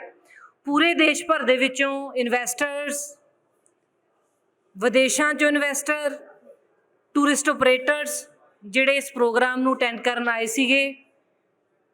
ਸੀਐਮ ਸਾਹਿਬ ਦੀ ਗਾਈਡੈਂਸ ਹੇਠ ਸੀਐਮ ਸਾਹਿਬ ਨੇ ਜਿਸ ਤਰੀਕੇ ਉਹਨਾਂ ਨਾਲ ਸਾਰੀ ਗੱਲਬਾਤ ਕੀਤੀ ਹੈ, ਸਾਰਿਆਂ ਵੱਲੋਂ ਬਹੁਤ ਵਧਾਈਆਂ ਆ ਰਹੀਆਂ। ਤੇ ਜਿੰਨਾ ਇਨਵੈਸਟਰ ਪੰਜਾਬ ਦੇ ਵਿੱਚ ਆਇਆ ਉਹਦੇ ਵੱਲੋਂ ਜਿਹੜੀ ਖੁਸ਼ੀ ਹੈ ਉਹ ਜਤਾਈ ਜਾ ਰਹੀ ਹੈ। ਕਪਿਲ ਸ਼ਰਮਾ ਜੀ ਖਾਸ ਤੌਰ ਉੱਤੇ ਜਿਹੜਾ ਪੰਜਾਬ ਨੂੰ ਦੇਸ਼ ਭਰ ਦੇ ਵਿੱਚ ਹਾਈਲਾਈਟ ਕਰਨ ਲਈ ਪਹੁੰਚੇ ਨੇ, ਉਹਨਾਂ ਦਾ ਵੀ ਅਸੀਂ ਧੰਨਵਾਦ ਕਰਦੇ ਹਾਂ। ਕਿਉਂਕਿ ਜਦੋਂ ਕੋਈ ਵੀ ਪੰਜਾਬੀ ਪੂਰੇ ਦੇਸ਼ 'ਚ ਜਾ ਕੇ ਨਾਮ ਬਣਾਉਂਦਾ ਤੇ ਪੰਜਾਬ ਵਾਸੀਆਂ ਨੂੰ ਇਹ ਹਮੇਸ਼ਾ ਉਹਨਾਂ ਤੋਂ ਉਮੀਦ ਹੁੰਦੀ ਹੈ ਕਿ ਉਹ ਪੰਜਾਬ ਦਾ ਨਾਮ ਵੀ ਨਾਲ ਨਾਲ ਜਿਹੜਾ ਤਰੱਕੀ ਦਾ ਨਾਮ ਹੈ ਉਹ ਪੂਰੇ ਦੇਸ਼ 'ਚ ਲੈ ਕੇ ਜਾਣਗੇ। ਸੋ ਬਹੁਤ ਹੀ ਜਿਹੜਾ ਇਹ ਖੁਸ਼ੀ ਵਾਲਾ ਸਮਾਂ ਹੈ। ਵਾਹਿਗੁਰੂ ਮਿਹਰ ਰੱਖੇ, ਉਹ ਦਿਨ ਦੂਰ ਨਹੀਂ ਜਦੋਂ ਜਿਹੜੀ ਪੰਜਾਬ ਦੀ ਧਰਤੀ ਤੇ eco tourism, adventure tourism, water tourism, wellness tourism ਦਾ ਵੀ ਜਿਹੜਾ ਸਕੋਪ ਹੈ ਉਹ ਵੱਡਾ ਹੋਊਗਾ। It's just a beginning. ਜਿਹੜਾ ਆਉਣ ਵਾਲੇ ਸਮੇਂ ਦੇ ਵਿੱਚ ਪੰਜਾਬ ਹੈ ਟੂਰਿਜ਼ਮ ਦੇ ਖੇਤਰ ਦੇ ਵਿੱਚ ਵਾਹਿਗੁਰੂ ਮਿਹਰ ਕਰੇ ਬਹੁਤ ਤਰੱਕੀ ਕਰੂਗਾ। ਅਸੀਂ ਮਿਹਨਤ ਕਰ ਸਕਦੇ ਹਾਂ ਇਸ ਧਰਤੀ ਦੇ ਲਈ, ਇਸ ਪਵਿੱਤਰ ਧਰਤੀ ਦੇ ਲਈ, ਗੁਰੂਆਂ ਪੀਰਾਂ ਦੀ ਧਰਤੀ ਦੇ ਲਈ ਮਿਹਨਤ ਕਰ ਰਹੇ ਹਾਂ, ਸਭ ਨੂੰ ਜਿਹੜਾ ਮਿਲ ਰਹੇ ਹਾਂ। ਸੋ ਅੱਜ ਪਹਿਲਾ ਦਿਨ ਜਿਹੜਾ ਹੈਗਾ ਉਹ ਐਗਜ਼ੀਬਿਸ਼ਨਸ ਜਿਹੜੀਆਂ ਹੈਗੀਆਂ, ਮੈਂ ਸਾਰੇ ਮੀਡੀਆ ਨੂੰ ਗੁਜ਼ਾਰਿਸ਼ ਕਰਾਂਗੀ ਕਿ ਪਹਿਲੀ ਵਾਰੀ ਜਿਹੜਾ ਐਗਜ਼ੀਬਿਸ਼ਨ ਹੈ ਟਰੈਵਲ ਮਾਰਟ ਹੈ ਇਹ ਪਹਿਲੀ ਵਾਰ ਪੰਜਾਬ ਦੇ ਇਤਿਹਾਸ 'ਚ ਹੋਇਆ ਜਿੱਥੇ ਪੰਜਾਬ ਦੇ ਵੱਖ-ਵੱਖ ਰੰਗ ਪੇਸ਼ ਕੀਤੇ ਗਏ ਨੇ। ਅਗਲੇ 2 ਦਿਨ ਇਹ ਹੋਰ ਚੱਲਣਾ ਹੈ ਤੇ ਉਹਦੀ ਵੀ ਜਿਹੜੀ ਝਲਕ ਆ ਪੂਰੇ ਪੰਜਾਬ ਨੂੰ ਜ਼ਰੂਰ ਦਿਖਾਈ ਜਾਵੇ। ਤੇ ਇਹ ਇੱਕ ਪੰਜਾਬ ਲਈ ਖੁਸ਼ੀ ਦੀ ਗੱਲ ਆ ਕਿ ਜੇ ਸਾਡਾ ਆਉਣ ਵਾਲੇ ਸਮੇਂ ਜਦੋਂ ਟੂਰਿਜ਼ਮ ਵਿਕਸਿਤ ਹੁੰਦਾ ਤਾਂ ਪੰਜਾਬ ਦੇ ਵਿੱਚ ਨੌਕਰੀਆਂ ਦੀ ਸੰਭਾਵਨਾਵਾਂ, ਇਕਨੋਮੀ ਦੇ ਉੱਪਰ ਜਾਣ ਦੀ ਸੰਭਾਵਨਾਵਾਂ, ਪੰਜਾਬ ਦੀ ਤਰੱਕੀ ਦੀਆਂ ਜਿਹੜੀਆਂ ਸੰਭਾਵਨਾਵਾਂ ਉਹ ਸਿਖਰ ਜਿਹੜੇ ਛੂਹਣਗੀਆਂ। ਤੇ ਜਿਹੜੀ ਮਿਹਨਤ ਹੈ ਇਹ ਕਦੇ ਵੀ ਨਿਸਫਲ ਨਹੀਂ ਹੁੰਦੀ। ਮਿਹਨਤ ਨੂੰ ਹਮੇਸ਼ਾ ਹੀ ਭਾਗ ਲੱਗਦੇ ਨੇ। ਤੁਹਾਡੀਆਂ ਦੁਆਵਾਂ ਨਾਲ, ਤੁਹਾਡੇ ਆਸ਼ੀਰਵਾਦ ਦੇ ਨਾਲ ਉਹ ਦਿਨ ਦੂਰ ਨਹੀਂ ਜਿਸ ਦਿਨ ਅਸੀਂ ਟੂਰਿਜ਼ਮ ਦੇ ਖੇਤਰ 'ਚ ਪੂਰੇ ਦੇਸ਼ 'ਚੋਂ ਮੋਹਰੀ ਸੂਬਾ ਪੰਜਾਬ ਨੂੰ ਬਣਾਵਾਂਗੇ। ਦੇਖੋ ਜਿੰਨੇ ਵੀ ਹਾਲ ਫੁੱਲ ਸੀਗਾ ਉਹਦੇ ਵਿੱਚ ਸਾਰੇ ਦੇ ਸਾਰੇ ਇਨਵੈਸਟਰ, ਬਹੁਤ ਸਾਰੇ NRIs ਤੇ ਟੂਰਿਜ਼ਮ ਜਿਹੜੇ ਆਪਰੇਟਰਸ ਆਏ ਹੋਏ ਨੇ। ਜਿੱਦਾਂ ਮੈਂ ਤੁਹਾਨੂੰ ਪਹਿਲਾਂ ਵੀ ਦੱਸਿਆ ਸੀ ਕਿ ਜਿੰਨੇ ਹਾਊਸਿਸ ਵੱਡੇ ਜਿਨ੍ਹਾਂ ਦੀ ਗਿਣਤੀ ਮੈਂ ਦੱਸੀ ਸੀ, ਕੱਲਾ ਜਿਹੜਾ ਹਾਊਸ ਹੈ ਨਾਲ G20 ਹੋਣ ਦੇ ਬਾਵਜੂਦ ਐਡੀ ਵੱਡੀ ਗਿਣਤੀ ਦੇ ਵਿੱਚ ਪਹੁੰਚਣਾ। ਕਈਆਂ ਦੇ ਜਿਹੜੇ ਮਾਲਕ ਵੀ ਪਹੁੰਚੇ, ਬਹੁਤਿਆਂ ਦੇ CEO ਵੀ ਆਏ ਨੇ। ਸੋ ਇਹਦੀ ਜਿਹੜੀ ਇਨਵੈਸਟਮੈਂਟ ਦੀ ਆਊਟਕਮ ਹੈ ਉਹ ਬਹੁਤ ਵੱਡੀ ਸੰਭਾਵਨਾ ਹੈ। ਚਾਹੇ ਰਾਮੋਜੀ ਫਿਲਮ ਸਟੂਡੀਓ ਵਾਲੇ ਆਏ ਨੇ, ਚਾਹੇ ਮਹਿੰਦਰਾ ਕਲੱਬ ਵਾਲੇ ਆਏ ਨੇ, ਤਾਜ ਹੋਟਲਸ ਹੈ, ਲੀਲਾ ਹੋਟਲਸ ਹੈ, ਸਾਰੇ ਦੇ ਸਾਰੇ ਜਿਹੜੀਆਂ ਫਰਮਾਂ ਨੇ ਉਹ ਪੰਜਾਬ ਦੇ ਵਿੱਚ ਇੰਟਰਸਟਡ ਨੇ। ਬਹੁਤ ਸਾਰੇ ਥੀਮ ਪਾਰਕ ਵਾਲੇ, ਜੇ ਮੈਜਿਕਾ ਹੋ ਗਿਆ, ਵੰਡਰਲਾ ਹੋ ਗਿਆ, ਉਹ ਪੰਜਾਬ ਦੇ ਵਿੱਚ ਥੀਮ ਪਾਰਕ ਲਗਾਉਣ ਨੂੰ ਰੈਡੀ ਨੇ।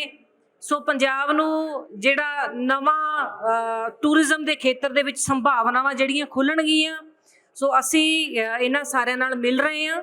ਬਹੁਤ ਜਲਦੀ ਕਿੰਨਾ ਨਿਵੇਸ਼ ਆਉਂਦਾ ਹੈ, ਕੀ ਅੱਗੇ ਹੋਰ ਸੰਭਾਵਨਾਵਾਂ ਬਣਦੀਆਂ ਨੇ, ਉਹ ਸਾਰੀਆਂ ਤੁਹਾਡੇ ਸਾਹਮਣੇ ਹੋਣਗੀਆਂ। ਸਭ ਤੋਂ ਪਹਿਲਾਂ ਤਾਂ ਇੱਕ ਸ਼ੁਰੂਆਤ ਹੋਈ ਹੈ। ਅਸੀਂ ਜਿਹੜੇ ਪੂਰੀ ਪੰਜਾਬ ਦੇ ਈਕੋ ਟੂਰਿਜ਼ਮ ਦੇ, ਐਡਵੈਂਚਰ ਵਾਟਰ ਟੂਰਿਜ਼ਮ ਦੇ ਜਿਹੜੇ ਡੋਰਸ ਨੇ ਉਹ ਪੰਜਾਬ ਦੇ ਖੋਲ੍ਹੇ ਨੇ ਦੇਸ਼ ਦੁਨੀਆ ਦੇ ਨਿਵੇਸ਼ਕਾਂ ਨੂੰ, ਟੂਰ ਆਪਰੇਟਰਸ ਨੂੰ। ਤੇ ਪੰਜਾਬ ਦੀਆਂ ਹਰ ਖੇਤਰ ਦੇ ਵਿੱਚ ਕੀ ਸੰਭਾਵਨਾਵਾਂ ਨੇ ਟੂਰਿਜ਼ਮ ਦੀਆਂ ਦੱਸੀਆਂ ਨੇ। ਬੜਾ ਲਾਜਵਾਬ ਤੇ ਬਾਕਮਾਲ ਜਿਹੜਾ ਰਿਸਪੌਂਸ ਆਇਆ ਹੈ। ਹਾਲੇ ਅਸੀਂ ਵੀ ਉੱਠ ਕੇ ਆਏ ਨੇ, ਮੇਰੇ ਕੋਲ ਵੀ ਰਿਪੋਰਟ ਆਉਣੀ ਹੈ ਕਿ ਕੀ ਹੋਇਆ। ਸੋ ਇੱਕ ਜਿਹੜਾ ਇਸ ਤੋਂ ਬਾਅਦ ਆਪਾਂ ਦੁਬਾਰਾ ਫਿਰ ਤੁਹਾਨੂੰ ਇਨ ਡਿਟੇਲ ਦੇ ਵਿੱਚ ਕੱਲ੍ਹ ਤੱਕ ਜਿਹੜਾ ਹੈਗੀ ਹੈ ਪੂਰੀ ਡਿਟੇਲਸ ਆ ਜਾਣਗੀਆਂ। ਹਾਲੇ ਹੁਣੇ ਪ੍ਰੋਗਰਾਮ 'ਚੋਂ ਬਾਹਰ ਆਏ ਆ।